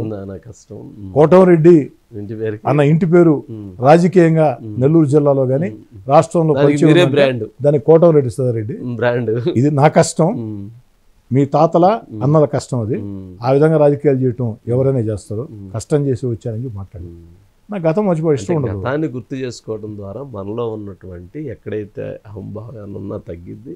అది గుర్తు చేసుకోవడం, కష్టాలు తెలుస్తాయి, బాధలు తెలుస్తాయి, శ్రమ తెలిసిద్ది, భవిష్యత్తులో ఇంకొంచెం జాగ్రత్త పడేటువంటి నడవడిత నేర్పిద్ది అనేది ఉద్దేశం. అది అదింట్లో చేసిన దాన్ని గుర్తు చేసుకుంటాం. ఎవరైతే చేశారో అది గుర్తుండిద్ది కదా, అది ఒక మంచి లక్షణం రాజకీయాల్లో. అది ఉండటం, అది ఏ ఒక్కరిని మర్చిపోవడం నాకు ఇష్టం ఉండదు. అవకాశం నాకు ఉంది కాబట్టి. అదే ఎందుకని నెల్లూరులో కొంచెం కొద్దిగా చూస్తూ ఉంటే 19 నుంచి ఒకటి దందా పెరిగింది. కొట్టుకోవటం, గొడవలు, గంజాయి బ్యాచ్, రౌడీ షీటర్లు కొంత. ఎందుకని ఆ సైకోయిజం ఎందుకు పెరిగింది అంటే ఒక నెల్లూరే కాదు, అంటే జనరల్గా నెల్లూరుకి పాలిటిక్స్, కాంట్రాక్టర్స్, బిల్డర్స్, హాస్పిటాలిటీ, దాదాపు ఈ దేశంలోనే ఒక టాప్ 3 ప్లేసెస్లో నెల్లూరు ఒకటి కదా. అంటే అంత మేధస్సు, అంత వ్యాపార దృక్పథం, అంత ఇంటలెక్చువల్, పొలిటికల్ ఇంటలెక్చువాలిటీ ఉన్నవాళ్ళు కదా. అంత ముందు కంటే ఇప్పుడు ఎందుకో కొంచెం ఎక్కువ మారిన ఈ జనరేషన్లో కొంత పెరిగిన మాట వాస్తవం, దాంట్లో అనుమానపడాల్సిన అవసరం. ముఖ్యంగా గత వైసీపీ పరిపాలనలో విచ్చలవిడిగా విశాఖపట్నం నుంచి గంజాయి తమిళనాడు పోవాలంటే నెల్లూరుని ఒక స్టాక్ పాయింట్గా చేసుకొని నెల్లూరు సప్లై చేస్తే అక్కడి నుంచి తమిళనాడు పోయే పరిస్థితి. ఒక విచ్చలవిడితనం. కానీ చంద్రబాబు గారు ముఖ్యమంత్రి అయిన తర్వాత రౌడీలు తగ్గారు. నెల్లూరులో ఎవరు లేరు. తగ్గారు. ఊళ్ళోంచి పరారు. పోలీసుకి స్వేచ్ఛనిచ్చారు. మేము కూడా పోలీసు స్వేచ్ఛనిచ్చాం. గట్టిగా బొమ్మనే చెప్తున్నాం. వాళ్ళు మేము గట్టిగా బొమ్మని చెప్పుకున్నా బాబు గారు గట్టిగా చెప్తారు కాబట్టి ఫైనల్గా వాళ్ళు అక్కడ మాట వింటారు కాబట్టి గట్టిగా చేస్తున్నారు. కాబట్టి ఆ సంఘటనలకు కూడా మీరు చెప్పినట్టు గత వైఎస్ఆర్ కాంగ్రెస్ పార్టీ విధానాల కారణం దాన్ని ఈ 14 నెలల్లో కంట్రోల్లో తెచ్చాం. రాబోయే రోజుల్లో ఇంకా కూడా కఠిన చర్యలు ఉంటాయి. దాంట్లో ఎలాంటి ధర్మం లేదు. ఆ రోజుల్లో కోటమిరెడ్డి శ్రీధర్ రెడ్డి గారు వైసీపీలో చాలా యాక్టివ్గా ఉంటే ఆ రోజు టీడీపీ వాళ్ళు ఏమన్నా రౌడీ షీటర్లందరినీ కూడా కోటమిరెడ్డి గారు పెంచి పోషిస్తుంటారు, లేదా అనిల్ కుమార్ పెంచి పోషిస్తుంటారు అంటారు. ఈరోజు మీరు టీడీపీలో ఉంటే వైసీపీ వాళ్ళందరూ ఏమన్నా మీరు రౌడీలని గుండాలని మీరు పెంచి పోషిస్తున్నారు అంటారు. ఎందుకని ఆ విమర్శ రావడానికి గల కారణం ఏంటి? అంటే నేను కార్యకర్తల బలగం విపరీతం కలిగిన నాయకుడిని వంశీ గారు. అదే ప్రజల్లో ఉంటారు. ఎవరు వచ్చి అడిగినా ఫోన్ చేస్తాం. రెండోది రౌడీలను నేను ఎప్పుడు ప్రోత్సహించరు. ఏదో రౌడీలు నా కాడికి వచ్చినా కూడా మీరు రౌడీజం మానేసి స్థిరపడతామంటే నేను సాయం చేస్తా. ఓకే, ఆర్థికంగా కూడా సాయం చేస్తా. నన్ను అడ్డం పెట్టి రౌడీజం చేస్తామంటే అది వీలు కాదు. ఎక్కడా ప్రోత్సహించను. అట్లా సాయం చేసిన వాళ్ళు చాలా మంది ఉన్నారు. నేను సాయం చేసిన వాళ్ళు రౌడీజం మానేసి ఎవరు వృత్తులు వాళ్ళు చేసుకుంటా ఆటో తీసుకునే వాళ్ళు ఉన్నారు, కారు తీసుకునే వాళ్ళు ఉన్నారు, రెంట్ తీసుకుని ఉన్నారు, బొంగులు పెట్టుకునే వాళ్ళు ఉన్నారు, చాలా మంది ఉన్నారు. నేను రౌడీలను ప్రోత్సహిస్తున్నాను. ఎందుకంటే వంశీ గారు రౌడీలు ఎవరు ప్రోత్సహిస్తారంటే పిరికోళ్ళు ప్రోత్సహిస్తారు. నేను పిరికోడిని కాదు. ఈ రౌడీల్ని విఆర్ కళాశాలలో చూశారు. కాబట్టి రౌడీలు అనే వాళ్ళని దగ్గర కంటే ఎవరి దగ్గరికి వస్తారంటే వాళ్ళు అధికారం ఎవరుంటే ఆడకొస్తారు. అధికారం లేని వేళ వాళ్ళ మొహం కూడా వాళ్ళు చూడరు. అధికారం ఉండే వేళ మనకు పనే ఉంది. అంటే శ్రీకాంత్ అరుణ విషయంలో కూడా మీరు పెంచి పోషించారనే విమర్శ ఎందుకు? దీంట్లో 2 విషయాలు ఉన్నాయి వంశీ గారు. శ్రీకాంత్ కుటుంబం నాకు తెలుసు. శ్రీకాంత్ తండ్రి తెలుసు, శ్రీకాంత్ కూడా తెలుసు. తెలీదని నేను చెప్పడం. కానీ 2014లోనే ఎమ్మెల్యే అయితే 2010లోనే శ్రీకాంత్ జైలుకు పోయినాడు. 2010లోనే. ఈ అరుణ కనీసపాటి పరిచయం కూడా నాకు లేదు. 10 సంవత్సరాల కాల్ రికార్డు ఇస్తాను మీకు. నేను నాది కానీ నా తమ్ముడిది కానీ మా ఆఫీస్ స్టాఫ్ కానీ అందరూ చెక్ చేసుకోండి. మా కాడికి ఎప్పుడు రంగు కూడా మీరు గమనించండి. ఆయన చెప్పిన ఫోటోలు కూడా నాతో కలిసిన ఫోటో ఎక్కడ లేదు. దాని అర్థం ఏంటి? నాకు అనేది పరిచయం కూడా లేదు. శ్రీకాంత్ తండ్రి నా కాడికి వచ్చి కానీ మీడియాతో మాట్లాడుతూ మీ పట్ల స్క్రిప్ట్ మంచి ప్రేమ ఉంది అదే అంటే బాగా దానికి సమాధానం వంశీ గారు. నిజంగా నా పట్ల అంత ప్రేమ ఉంటాను ఆమెకి. మొన్న ఎన్నికలు నా కీలక ఎన్నికలు చంద్రబాబు గారికి జగన్ గారికి పక్కన పెడితే వ్యక్తి కీలక ఎన్నికలు. డూ ఆర్ డై, నేను గెలిచి తీరాలా. ఆ ఎన్నికల్లో ఇదే అరుణ అండ్ గ్యాంగ్ ఈ రౌడీ షీటర్లు నన్ను చంపేస్తే డబ్బే అన్నారే, చంపేస్తా ఉన్నారే. ఈ రౌడీ షీటర్ల గ్యాంగ్ అరుణ గ్యాంగ్ ఎవరి కోసం పనిచేశారు? వైఎస్ఆర్ కాంగ్రెస్ పార్టీ కోసం పనిచేశారు. ఆ వీడియోలు ఆ ఫోటోలు కూడా ప్రసార మాధ్యాలు కూడా వచ్చాయి. నిజంగా నేను దేవుడిని అయితే నాకు కీలకమైన ఎన్నిక, ముఖ్యమైన ఎన్నిక నాకు చేయాలి కదా. ఇదంతా స్క్రిప్ట్ ప్రకారం జరుగుతూ వస్తుంది. ఇంకా ఫెరోల్ లేకంటారా? దీంట్లో 2 విషయాలు ఉన్నాయి వంశీ గారు. సాధారణంగా ఫెరోల్ లేఖలు ఎమ్మెల్యేలు ఇస్తూ ఉంటారు. ఏమిస్తారు? నియమ నిబంధనలు కట్టుబడి ఇవ్వండి అని ఇస్తారు. కొన్నిసార్లు వస్తాయి, కొన్నిసార్లు మీరు ఆ ఎమ్మెల్యే తెచ్చుకో అప్పుడు ఇస్తా అన్నట్లున్నారు. లేక వచ్చింది. అంటే శ్రీకాంత్ మీకు గతంలో పరిచయం కాబట్టి వాళ్ళ ఫాదర్ శ్రీకాంత్ కూడా పరిచయం. దాంట్లో అనుమానం. సరే, చాలాసార్లు ఫెరోలు బయటకు వచ్చినారు. ఇప్పుడు వైఎస్ఆర్ కాంగ్రెస్ పార్టీ త్యాగీ చేస్తుంది. 2 ఎమ్మెల్యేలు, నేను గూడూరు ఎమ్మెల్యే లెటర్ ఇచ్చినా కూడా జూలై 16వ తారీఖున తిరస్కరించి మాకు కాగితం ఇచ్చారు. మీ లేఖలు తిరస్కరించాం, అరుడు కాదు ఇతను ఫెరోల్ కని. 14 రోజుల తర్వాత జీవో వచ్చింది, ఫెరోల్ జీవో. ఫెరోల్ ఇస్తూ ఇది ఎలా వచ్చింది? 2 ఎమ్మెల్యేలకు కాదని ఎలా ఇచ్చారని హోంమంత్రి గారు విచారణ చేస్తూ ఉన్నారు. విచారణలో అన్ని విషయాలు కూడా తెలుస్తాయి. అయితే నేను వైసీపీని అడిగేది ఏమిటంటే, ఇంత రాద్దాం, మా లెటర్లతో ఫెరోల్ రాలా. సరే, ఒకవేళ వచ్చిండొచ్చు, మేము లెటర్లు ఇచ్చాం కాబట్టి వచ్చింది అనుకుంది. సపోజ్ ఇంత రాద్దాంతం చేస్తున్నారే.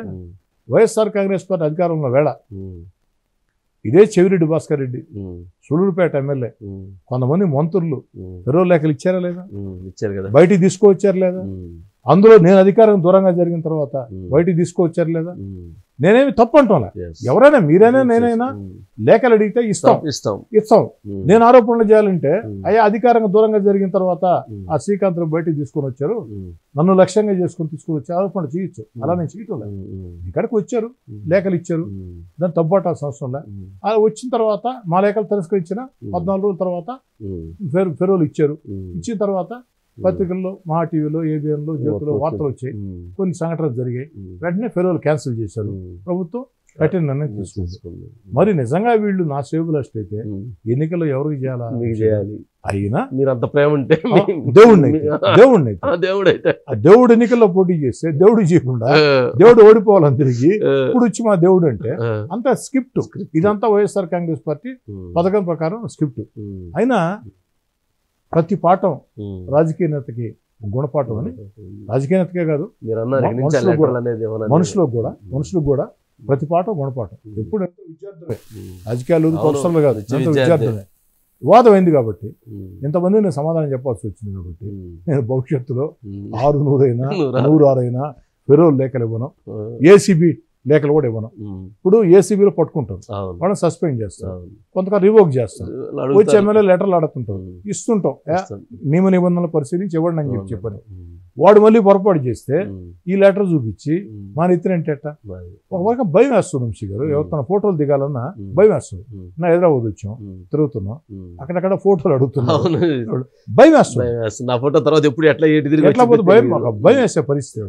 ఇప్పుడు ఉద్యోగం కోసం వస్తారు వంశీ గారు, ఒక లేఖ ఇస్తాం, ఆ ఉద్యోగం ఇస్తారు, ఆ ఉద్యోగం పొరపాటు చేస్తే నువ్వు లేఖ ఇచ్చావు నీకే సంబంధం అంటే అయినా కూడా కాస్త ఈ విషయంలో చెప్పాను కదా, నాకు బలహీనత ఉందని, ఎవరు వచ్చి అడిగినా సహాయం చేయాలని తొందరపాటు గురే దాన్ని సరి చేసి గొప్ప విషయమే కదండి. దాన్ని సరి చేస్తే వ్యక్తులను చూసి జాగ్రత్త చేయాలనేది ఒక కాస్త ఎక్కువ జాగ్రత్తలు. ఇంకేంటి ఫైనల్గా ఇప్పుడు నెల్లూరు రూరల్ నీకు రాబోయే 3.5 సంవత్సరం ఏంటి మీ లక్ష్యం ఏంటి? అభివృద్ధి. రౌడీజం గోండాయిజం ఏరివేయటం అది పూర్తి స్థాయిలో ఇప్పటికి అమలైంది, ఇంకా అమలవుద్ది. ఒకవేళ రౌడీజం గుండాయిజం నేను పెంచి పోషించాలన్నా మా నాయకుడు చంద్రబాబు ఒప్పుకోరు. థర్డ్ వన్, ఇక్కడ సోషల్ మీడియా మీద వైసీపీ మీద వారు మొదలు, దాంట్లో 2 ఆలోచనలు. వారు మొదలు కాబోతుంది కాదు, మొదలైంది, నిన్నటి నుంచే వారు మొదలైంది. మహాన్యూస్ వేదికగా ఎవరైతే ఆ సోషల్ మీడియాకి మీరు నిన్న వారు మొదలు పెట్టారు కాబట్టి వాళ్ళకి చేసే విజ్ఞప్తి ఏంటి, వాళ్ళకి చేసే హెచ్చరిక ఏంటి? విజ్ఞప్తి ఏం లేదు, హెచ్చరికలే, ఓన్లీ హెచ్చరిక. ఎందుకంటే పరిధి మీరు దాటారు. ఓకే.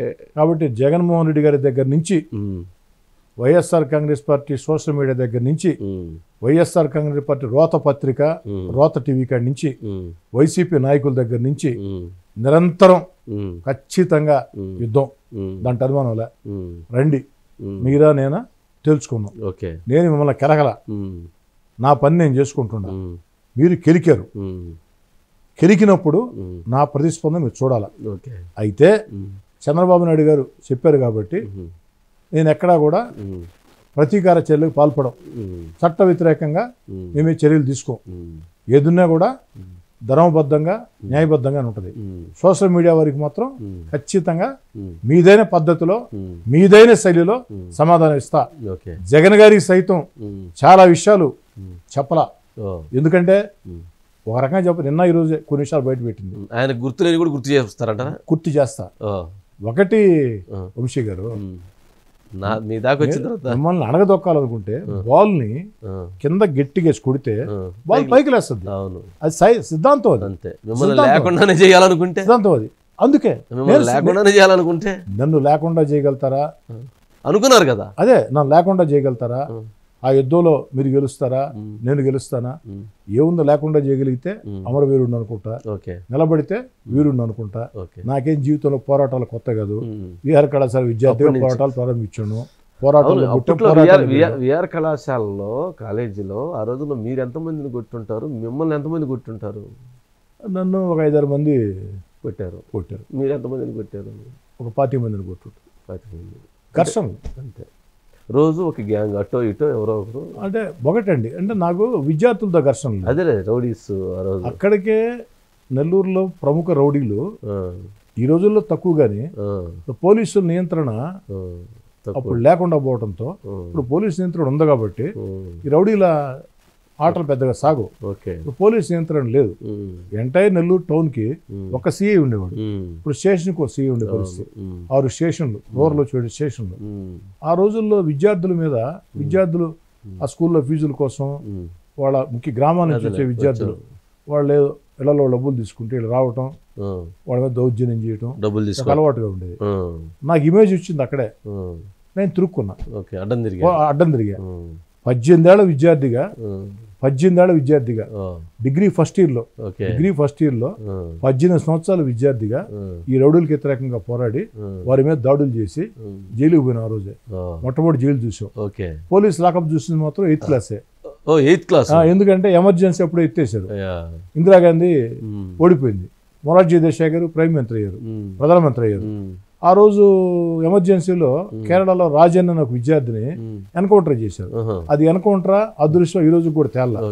ఆ రాజన్ మృతి మీద విచారణ జరిపించాలని ఎమర్జెన్సీ ఎత్తివేసిన తర్వాత జనతా పార్టీ అధికారంలోకి వచ్చిన తర్వాత విద్యార్థి సంఘాలు గొడవ చేస్తే విఆర్ఐ స్కూల్లో 8th క్లాస్ నేను.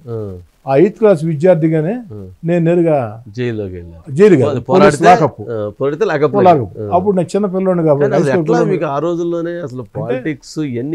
నాకు ఒక అలవాటు ఉండేది.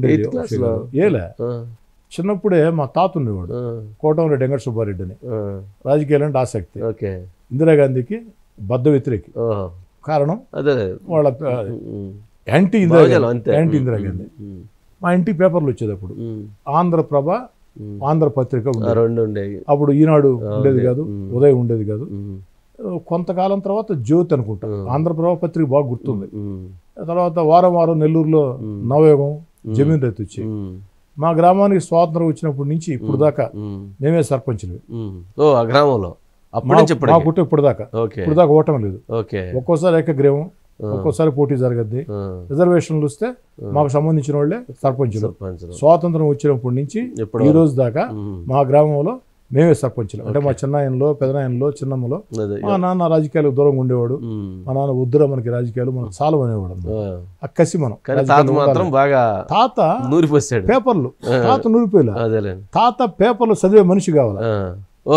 రే శ్రీధర పేపర్లో చదువు అనేవాడు. వాడు పేపర్లో చదివేవాడు.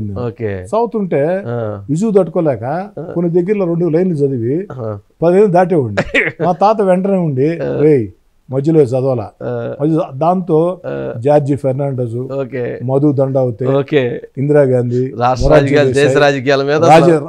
రాజనారాయణ సింగ్, తరిమేల నాగిరెడ్డి, ఒకటి కాదు జూపూడి ఇగ్నారాయణ, అట్లా ఒకటి కాదు 2 కాదు. చిన్న వయసులోనే బాగా అది అలవాటు అయిపోయి ఒక విధమైనటువంటి ఒక ఇది. ఇంకోటి వంశీ గారు, యాక్చువల్ గా అది కొంచెం కమ్యూనిస్ట్ పార్టీ భావజాలం. కానీ అంటే విప్లవం అంటే ఏందో మనకు తెలియదు. విప్లవం అంటే ఇష్టం. ఒకరోజు ఇంటర్మీడియట్ లో విద్యార్థిగా సైకిల్ వేసుకొని వస్తూ ఉన్నా. సైకిల్ వేసుకొని నడిచి వస్తూ ఉన్నా. గోడ మీద రాతలు రాసి ఉన్నాయి. విప్లవం పుట్టేది విదేశీ తొత్తుల నుండి కాదురా, స్వదేశీ భక్తుల గుండెల నుండి. భారత్ మాతాకి జై, ఏబీవీ పని.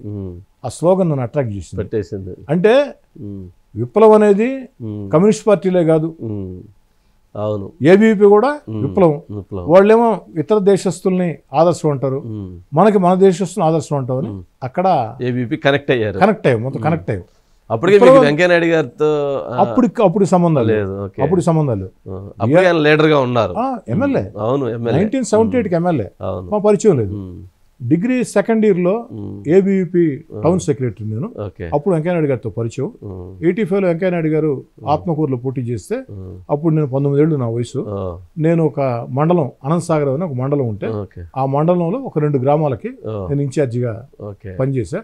దురదృష్టం తక్కువ ఓట్లతో ఎప్పుడు ఓడిపోయాడు. అక్కడ పరిచయం అయింది. ఆ తర్వాత విఆర్ కళాశాల అధ్యక్షుడు, ఎస్వి యూనివర్సిటీ సెనేట్ సభ్యుడు. యూనివర్సిటీ అంటే 6 జిల్లాల్లో ఉండే డిగ్రీ కాలేజీల ప్రెసిడెంట్లు అందరూ కలిసి సెనేట్ మెంబర్ని ఎన్నుకుంటారు. అట్టు ఎన్నుకున్నారు మొత్తం అంతా కూడా. 6 విద్యార్థుల కోసం 11 రోజుల పాటు ఆమరణ నిరాహార దీక్ష. ఎన్టీఆర్ గారు ముఖ్యమంత్రి, జనత్ హుస్సేన్ గారు ఇటీవల చనిపోయారు, వారు మా జిల్లా కలెక్టర్. జనత్ హుస్సేన్ గారికి అప్పుడు ఫ్యాక్స్ ఈ విధంగా రాతపూర్వకంగా హామీ ఇచ్చిన తర్వాత నిరాహార దీక్ష విరమించిన పరిస్థితి. అంటే అనేక పోరాటాలు మొత్తం అఖిల భారత విద్యార్థి పరిషత్తులో పోరాటాలు. ఆ ఏబీవీపీలో నేర్చుకున్న పోరాటమే ఈ రోజు దాకా అది కొనసాగుతా ఉంది. వాళ్ళు ఆ సమయం ఆ వయసులో ఆ, వాళ్ళు ఇచ్చిన ధైర్యం. ఓకే. ఎందుకు చెప్పానంటే మా తాత ఆ విధంగా పేపర్లో చదవమంటే ఈ పేపర్లో చదివి నాకు అలవాటు అయిపోయింది. అదే, ఒకసారి పేపర్లో కూడా వచ్చింది, రాజన్ అనే ఒక విద్యార్థిని ఇట్లా కేరళలో కేరళ. ఎన్కౌంటర్ చేశారు. అది ఎన్కౌంటరా అదృశ్యం ఈరోజు అర్థం కాని పరిస్థితి. ఆమెను ఎవరో విద్యార్థి సంఘాలు వచ్చారు, రాజన్ అమర్ హై రాజన్ అమర్ హై అని. మీరు కూడా ముందు నేను కూడా Rajan Amar high Rajan Amar high Rajan Amar high పోయినాం. పోలీసులు అరెస్ట్ చేశారు. లాకప్లో పెట్టారు. ఆమెను అందరూ ఏంటంటే ఆడ వచ్చిన వాళ్ళు ఒక ఇద్దరు ముగ్గురు తప్ప అందరూ కూడా ఆయా కళాశాల విద్యార్థులు. ఓకే. వాళ్ళేమో లాకప్లో పెట్టారు.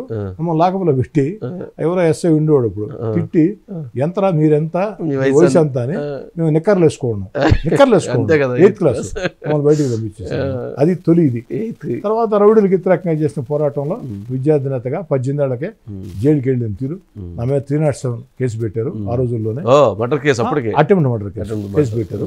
ఆ తర్వాత కొంతకాలం తర్వాత కేసులు కొట్టేశారు. అనేక రకాల కేసులు, అంటే 23 సంవత్సరాలు నా వయసు అప్పటికే 27 కేసులు, 1-2 కాదు, 27 కేసులు. అప్పుడు 27 కేసులు అంటే అసలు పిల్లలు ఇచ్చేవాళ్ళ, పిల్లలు ఇద్దాం అనుకున్నారా? అది అంతే కదా, కష్టమే. అదంటే ఆ కుటుంబం మా పక్కూరే. ఓకే. మాది లవ్ మ్యారేజ్, అరేంజ్ మ్యారేజ్. మా పక్కూరే. అంటే అమ్మాయి తెలుసు నాకు జూనియర్ 1 year. వేరే కళాశాలలో కాదు, డీకే కళాశాల. పరిచయంతో ఊళ్ళో వాళ్ళ కుటుంబం మా కుటుంబం బాగుండేది. తమాషా ఏంటంటే వారి పక్క వీళ్ళ గ్రామం. ఆ గ్రామానికి కంటిన్యూ కాదు కానీ వారి తండ్రి నెల్లూరు దాకిరెడ్డి గారిని ఒక 12 ఏళ్ళు సర్పంచ్గా పనిచేశారు. అక్కడ రాజకీయాల్లో మా కుటుంబం కలిసి ఉండేది. అట్లా మా కుటుంబంతో అంటే కొంచెం గౌరవం. ఒక రకంగా చెప్పాలంటే మీరు చెప్పి కరెక్టే, అన్ని కేసులున్నా నాకు ఆ రోజు అమ్మాయిని ఇచ్చారంటే నన్ను చూసి కాదు, ఏదో నా కుటుంబం గౌరవపదన కుటుంబం. 27 కేసులు అప్పటికే వ్యవహారాలు అంటే జనరల్ గా ఎవరైనా ఆలోచిస్తారు, చేస్తారు. ఇచ్చారు. కొంతకాలం కష్టాలు పడ్డా ఇచ్చిన దానికి నేను నిలబెట్టా. నా అత్తగారిని కుటుంబాన్ని కూడా గౌరవాన్ని పెంచా. ఇటీవలే 3వసారి, తొలిసారి ఎమ్మెల్యే అయిన తర్వాత నా తండ్రి చనిపోయాడు. 2వసారి ఎమ్మెల్యే అయిన తర్వాత నా తల్లి చనిపోయింది. 3వసారి ఎమ్మెల్యే అయిన తర్వాత నా మామ చనిపోయాడు. రీసెంట్ గా 2 months బ్యాక్ నా అత్త కూడా చనిపోయింది. నా భార్య ఒకటే అమ్మాయి కాబట్టి నా అత్త మామలకు కూడా నా ఇంట్లోనే అన్ని కార్యక్రమాలు మొత్తం కూడా చేసాం. ఒక రకంగా చెప్పాలంటే నా వెంట నడిచే నాయకులు, కార్యకర్తలు, నా తమ్ముడు కోటమిరెడ్డి గిరితో పాటు నా రాజకీయ ఎదుగుదలలో నా భారీ కష్టం, తెలియని కష్టం చాలా ఉంది. సగం కాదు, ఇంకా ఎక్కువ. ఎందుకంటే బిడ్డల చదువులు, ఎందుకంటే ఈ స్థాయికి వస్తానని చెప్పని ఆమె ఊహించరా. ఆ బిడ్డల చిన్నప్పటి నుంచి మీరు ఎప్పుడు బయలుదేరి హైదరాబాద్ వస్తారో తెలియదు, ఇప్పుడు ఎక్కడికి వెళ్తారు అదే ఎక్కడే పోరాటం ఉంటుంది. నా బిడ్డల చిన్నప్పటి నుంచి చెప్పేది, అమ్మా మీ డాడీ రాజకీయాలు తప్ప ఏం ఆలోచన చేయడు, రాజకీయాల్లో మన సక్సెస్ అవుతావు ఫెయిల్ అవుతావో తెలియదు, వ్యాపారాలు స్టార్ట్ చేయమంటే అప్పుడు లేవు, స్టార్ట్ చేయలే, చాలా కష్టాల్లో ఉన్నాం మనం, మీరు బాగా చదువుకోండి, మీ చదువే కాపాడద్దని చెప్పని మా యొక్క బిడ్డలకి చిన్నప్పటి నుంచే ఆమె నూరు పోసి, ఆమె కూడా గ్రాడ్యుయేట్ కాబట్టి ఆమె కూడా ట్యూషన్లో చెప్పి రకరకాలుగా ప్రోత్సహించి నా కష్టాలు నష్టాలు ఆ రోజుల్లోనే ఆ యొక్క అనేక రకాల ఆందోళనలో పోలీసులు అరెస్టులు ఉన్నప్పుడు కూడా ఎక్కడా భయపడకుండా నా లక్ష్యం కోసం, నా లక్ష్య సాధన కోసం ఒక్కసారి ఎమ్మెల్యే కావాలన్నది నా లక్ష్యం. దేవుడి దేవల్ల 3 సార్లు ఎమ్మెల్యేనయ్యా.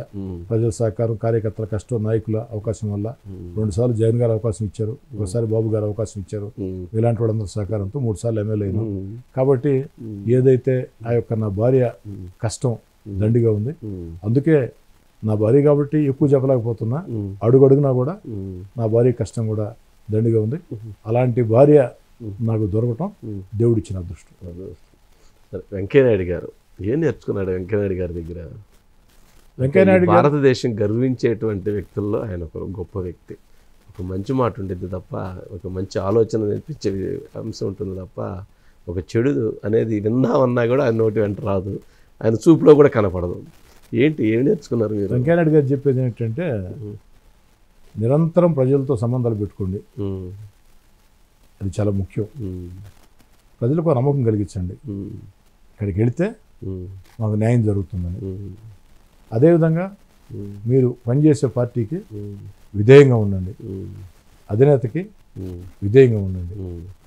ఈ తొడలు కొట్టడం, మీసాలు తిప్పడం, బూతులు తిట్టడం ఇలాంటి చేయొద్దు. రప్పరప్పాలు చేయొద్దు, రప్పాలు ఇలాంటివి చేయొద్దు. ఏదో ఒక రోజు మీకు అవకాశం వస్తుంది. వెంటనే అవకాశం రావాలంటే కష్టం. ప్రజల్లో ఉండండి, ఆత్మవిశ్వాసంతో ముందుకు పోండి అని వెంకయ్యనాయుడు గారు పదే పదే చెప్పేవాళ్ళు. అన్నిటికీ మించి ప్రజలతో మీకు సంబంధాలు ఎంత ముఖ్యమో మీడియాతో కూడా అంతే సంబంధాలు ఉండాలా. మీరు చేసే పని ప్రజల్లోకి పోవాలంటే మీడియా ద్వారా పోవాలా. ఇప్పుడు దాన్ని కూడా కాపాడుకోండి. ఎక్కడా కూడా ఆ సంబంధాల విషయంలో వెనుకంజ వేయొద్దు అని పదే పదే చెప్తుంటారు. మేము వెంకయ్యనాయుడు గారి దగ్గర చాలా నేర్చుకున్నాం. చాలా నేర్చుకున్నాం. వెంకయ్యనాయుడు గారు నాకు ఇప్పటికి కూడా ఆయన రాజకీయాల్లో లేకున్నా నెల్లూరు వస్తే నేను వెళ్ళి కలవాల్సిందే, 10 రోజులకు ఒకసారి ఫోన్లో మాట్లాడాల్సిందే. ఆయనతో నాకు నా కుటుంబానికి మంచి అనుభవం. ఆయనతోనే కాదు, వారి సతీమణితో కానీ, వారి కుమార్తె దీప వెంకట్తో కానీ, వారి కుమారుడు హర్షతో కానీ అందరితో కూడా నాకు ఒక బంధం, అనుభవం చిన్న వయసులో, చాలా చిన్న వయసులో అనుబంధం ఏర్పడింది. వెంకయ్యనాయుడు గారితో రాజకీయంగా తర్వాత దూరం జరిగిన మానవ సంబంధాల విషయంలో ఎక్కడ పొరపాటు జరగల. కాంగ్రెస్ రాజకీయాల్లో వి హనుమంతరావు గారితో నాకు దగ్గర సంబంధాలు, ఈ రోజు కూడా వి హనుమంతరావు దగ్గర సంబంధాలు ఉన్నాయి. ఇంకా వైఎస్ రాజశేఖర వదులుకోలేదు ఎవరిని, అంటే మానవ సంబంధాలు. కేవీపీ రామచంద్రరావు గారు ఉన్నారు, ఈ రోజుకి మంచి సంబంధాలు ఉన్నాయి. రాజశేఖర రెడ్డి గారు నెల్లూరు జిల్లాలో నేను మొదటి నుంచి కూడా నేదురుమల్లి జనార్దన్ రెడ్డి గారి వ్యతిరేకంగా వైఎస్ రాజారెడ్డి, వైఎస్ రాజశేఖర రెడ్డి గారితో ప్రయాణం నడిచి ఆ జిల్లా పరంగా ఎప్పుడు కూడా కుటుంబానికి విధేయులుగా ఉన్నాను. దురదృష్టం, ఎంతోమందికి ఎన్నో సహాయాలు చేశాడు రాజశేఖర రెడ్డి గారు, నాకు చేసే అవకాశం రాలా. వైఎస్ రాజశేఖర రెడ్డి గారు సైతం చేయలేకపోయాడు, నా తల బాగాలేదు అనుకున్నా. తర్వాత జగన్ గారు అవకాశం ఇచ్చారు. జగన్ గారితో విభేదాలు నేను ఊహించినవి కాదు, కోరుకున్నాయి కాదు, చెప్పాను మీకు. రాజకీయ పోరాటం చేసింది. సరే, ఒకటి వంశీ గారు, జీవితం మనం అనుకున్నట్టు జరగదు. జీవితం చేతుల్లో మనం ఉండాలి, అంతే. అది వెళ్ళినట్టు మనం వెళ్తుండాలి. జీవితం చేతుల్లో మనం ఉండాలి, అంతే. మనం అనుకున్నట్టు జీవితం ఉండదు. కరెక్ట్. అది ఎక్కడికి దారి తీస్తుందో కాలం. ఓకే, ఫైనల్గా రాష్ట్ర ప్రజలకి, తెలుగుదేశం పార్టీ కార్యకర్తలకి, వైసీపీ కార్యకర్తలకి, నాయకులకి మీరు ఇచ్చే మెసేజ్ ఏంటి? తెలుగుదేశం పార్టీ కార్యకర్తల నాయకులకి ఇందాకే సందేశం ఇచ్చారు. రెండోది, ఈ రాష్ట్రానికి మరో 15-20 ఏళ్ళు తెలుగుదేశం పార్టీ కూటమి అధికారంలో ఉండాలా. చంద్రబాబు నాయుడు గారు ముఖ్యమంత్రిగా ఉండాలా. చంద్రబాబు నాయుడు గారు, పవన్ కళ్యాణ్ గారు, నారా లోకేష్ గారి కాంబినేషన్ బలంగా ఉండాలా. రెండోది, వైఎస్ఆర్ కాంగ్రెస్ పార్టీకి నా సలహాలు తీసుకుంటారని చెప్పి నేను అనుకోను. సరే, చెప్పొచ్చు. వారికి చెప్పే మాట ఒకటే, ఆత్మపరిశీలన చేసుకోండి. ఓకే, ఆంధ్ర రాష్ట్రం పరిస్థితి ఏమిటి, వైఎస్ఆర్ కాంగ్రెస్ పార్టీ ప్రభుత్వంలో కాసేపు కులాలు, మతాలు, పార్టీలు ఇవన్నీ పక్కన పెట్టండి. ఆలోచించండి. 5 ఏళ్ల వైఎస్ఆర్ కాంగ్రెస్ పార్టీ ప్రభుత్వంలో ఈ రాష్ట్రం ఏ విధంగా దివాలా తీసింది. ఈరోజు చంద్రబాబు నాయుడు గారు ఈ వయసులో ఎంత కష్టం చేస్తున్నారు దాన్ని గుర్తించండి. ఆరోగ్యవంత విమర్శలు చేయండి, తప్పులేదు. మీకు ప్రతిపక్ష హోదా ప్రజలు ఇవ్వకున్నా ఎలా తయారైందంటే పరిస్థితి వంశీ గారు, చిన్న పిల్లకాయలు చందమామ కావాలంట, అట్లా మారాన్ చేసినట్టు ప్రజలు ప్రతిపక్ష హోదా నీకు ఇవ్వకుంటే నేను ఆ స్థానంలో ఉంటే ఒక్కడినైనా అసెంబ్లీకి వచ్చేవాడిని. తప్పే ఉంది? అసెంబ్లీలో అవకాశం ఇస్తే మాట్లాడతాం, లేకుంటే బయటకు వచ్చి మీడియాతో మాట్లాడతాం. అవకాశం లేదని చెప్తాం. గాలికి వదిలేసి నేను ముఖ్యమంత్రిగా ఉంటే నా అసెంబ్లీకి వస్తా ఎందుకు రావట్లేదు అంటారు. ఒక విచిత్రమైన పరిస్థితి, జీర్ణించుకోలేని పరిస్థితి. రాజకీయాల్లో చక్రం తిరుగుతూ ఉంటుంది. ఆ తిరిగే చక్రంలో అన్నిటికీ మనం సిద్ధంగా ఉండాలా. అధికారం ఎవరికి శాశ్వతం కాదు, అని సిద్ధంగా ఉండాలా. అది కాకుండా నువ్వు మారాన్ చేస్తూ ఉంటే ఎట్లా సాధ్యం అవుతుంది? ఇది సాధ్యం కాదు. కాబట్టి వైసీపీ కార్యకర్తలారా, మీరు కూడా జగన్ గారికి చెప్పండి, బాధ్యత గల ప్రతిపక్షంగా ఉండమని. అంతేగాని రప్ప అంటే తప్పే ఉందంటాడు జగన్ రెడ్డి గారు. ఇక్కడేమో తెలుగుదేశం పార్టీలో పొరపాటు మాట్లాడితే వెంటనే స్టేట్ టీడీపీ ఆఫీస్ నుంచి హెచ్చరికలు వస్తాయి, జాగ్రత్త, అలా మాట్లాడొద్దు అని, తొడలు కొట్టొద్దు, మీసాలు తెప్పొద్దు, ప్రతీకార చర్యలు వద్దని. అధినేతగా ఉండి రప్ప రప్ప రప్ప అంటే రప్ప స్వామి అంటే కరెక్ట్ కాదని చెప్పకుండా రప్ప రప్ప అంటే తప్పే ఉంది, నరిగితే తప్పే ఉంది. ఏ సందేశం తెలుసుకున్నారు? ఇప్పుడు జగన్ గారైనా రెచ్చగొట్టాలని, టీడీపీని రెచ్చగొట్టాలని ఒక అశాంతి క్రియేట్ చేయాలి. రాష్ట్రంలో వారికి అర్థం అవుతుంది, పెట్టుబడులు విపరీతంగా వస్తున్నాయి, ఎప్పుడు లేని పెట్టుబడులు రాష్ట్రానికి వస్తున్నాయి, ఒక అశాంతి రేకెత్తించాలా. మళ్ళీ నేను వస్తే మేము ఎంతో తేలస్తా అని చెప్పాలా. ఆంధ్రప్రదేశ్ పారిశ్రామిక పెట్టుబడులకి ఎవరు ముందుకు రాకూడదు, అధికారులు భయాందోళన కలిగించాలా. నేను దుష్ట ప్రయత్నం. కాబట్టి ఒక్కటి మాత్రం వాస్తవం, మర్చిపోండి. 2034 గురించి మళ్ళీ మాట్లాడుకుందాం. 2029లో 100% తెలుగుదేశం పార్టీ కూటమి చంద్రబాబు గారి నేతృత్వంలో నరేంద్ర మోడీ గారు, చంద్రబాబు గారు, పవన్ కళ్యాణ్ గారు, నారా లోకేష్ గారి కాంబినేషన్ లో ఘన విజయం సాధిస్తుంది. దీనిలో రెండు ఆలోచన లేదు. ఆ రోజు ఎన్నికలకు ముందు 57% ఓట్లు, 160 స్థానాలు తెలుగుదేశం పార్టీ కూటమి వెలుస్తుందంటే నా సాయి చాలా మంది వికారంగా వ్యంగ్యంగా చూశారు. భారతదేశంలో ఎవడికి రాలేదు 57% ఓట్లని, మీరే చూడండి అని చెప్పాం. వచ్చింది. మళ్ళీ కూడా ఖచ్చితంగా చెప్తూ ఉన్నా, వైఎస్ఆర్ కాంగ్రెస్ పార్టీని ఎవరు ఓడించబడలేదు, జగన్మోహన్ రెడ్డి గారే ఓడిస్తారు, ఆయనకైనా ఓడించుకుంటారు. ఓకే, రైట్ శ్రీధర్ రెడ్డి గారు, చాలా విలువైనటువంటి అంశాలను తెలియజేశారు. 3 ప్రధానమైనటువంటివి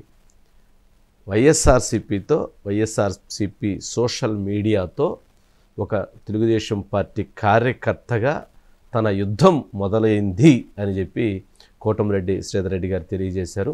అదేవిధంగా 2029 ఎన్నికల్లో కూటమి ప్రభుత్వం ఘన విజయం సాధిస్తుంది, జగన్మోహన్ రెడ్డి గారు తనంతటికి తానుగా ఓడించుకుంటారు అనేటువంటి అభిప్రాయంతో పాటు రాష్ట్రం అభివృద్ధి దిశగా అడుగులు వేస్తుంది, సంక్షేమం దిశగా ముందుకు వెళుతుంది అనేటువంటి అభిప్రాయాలని వ్యక్తం చేశారు. ఇది ఈ వారం the leader with Vamsi. Thank you sir.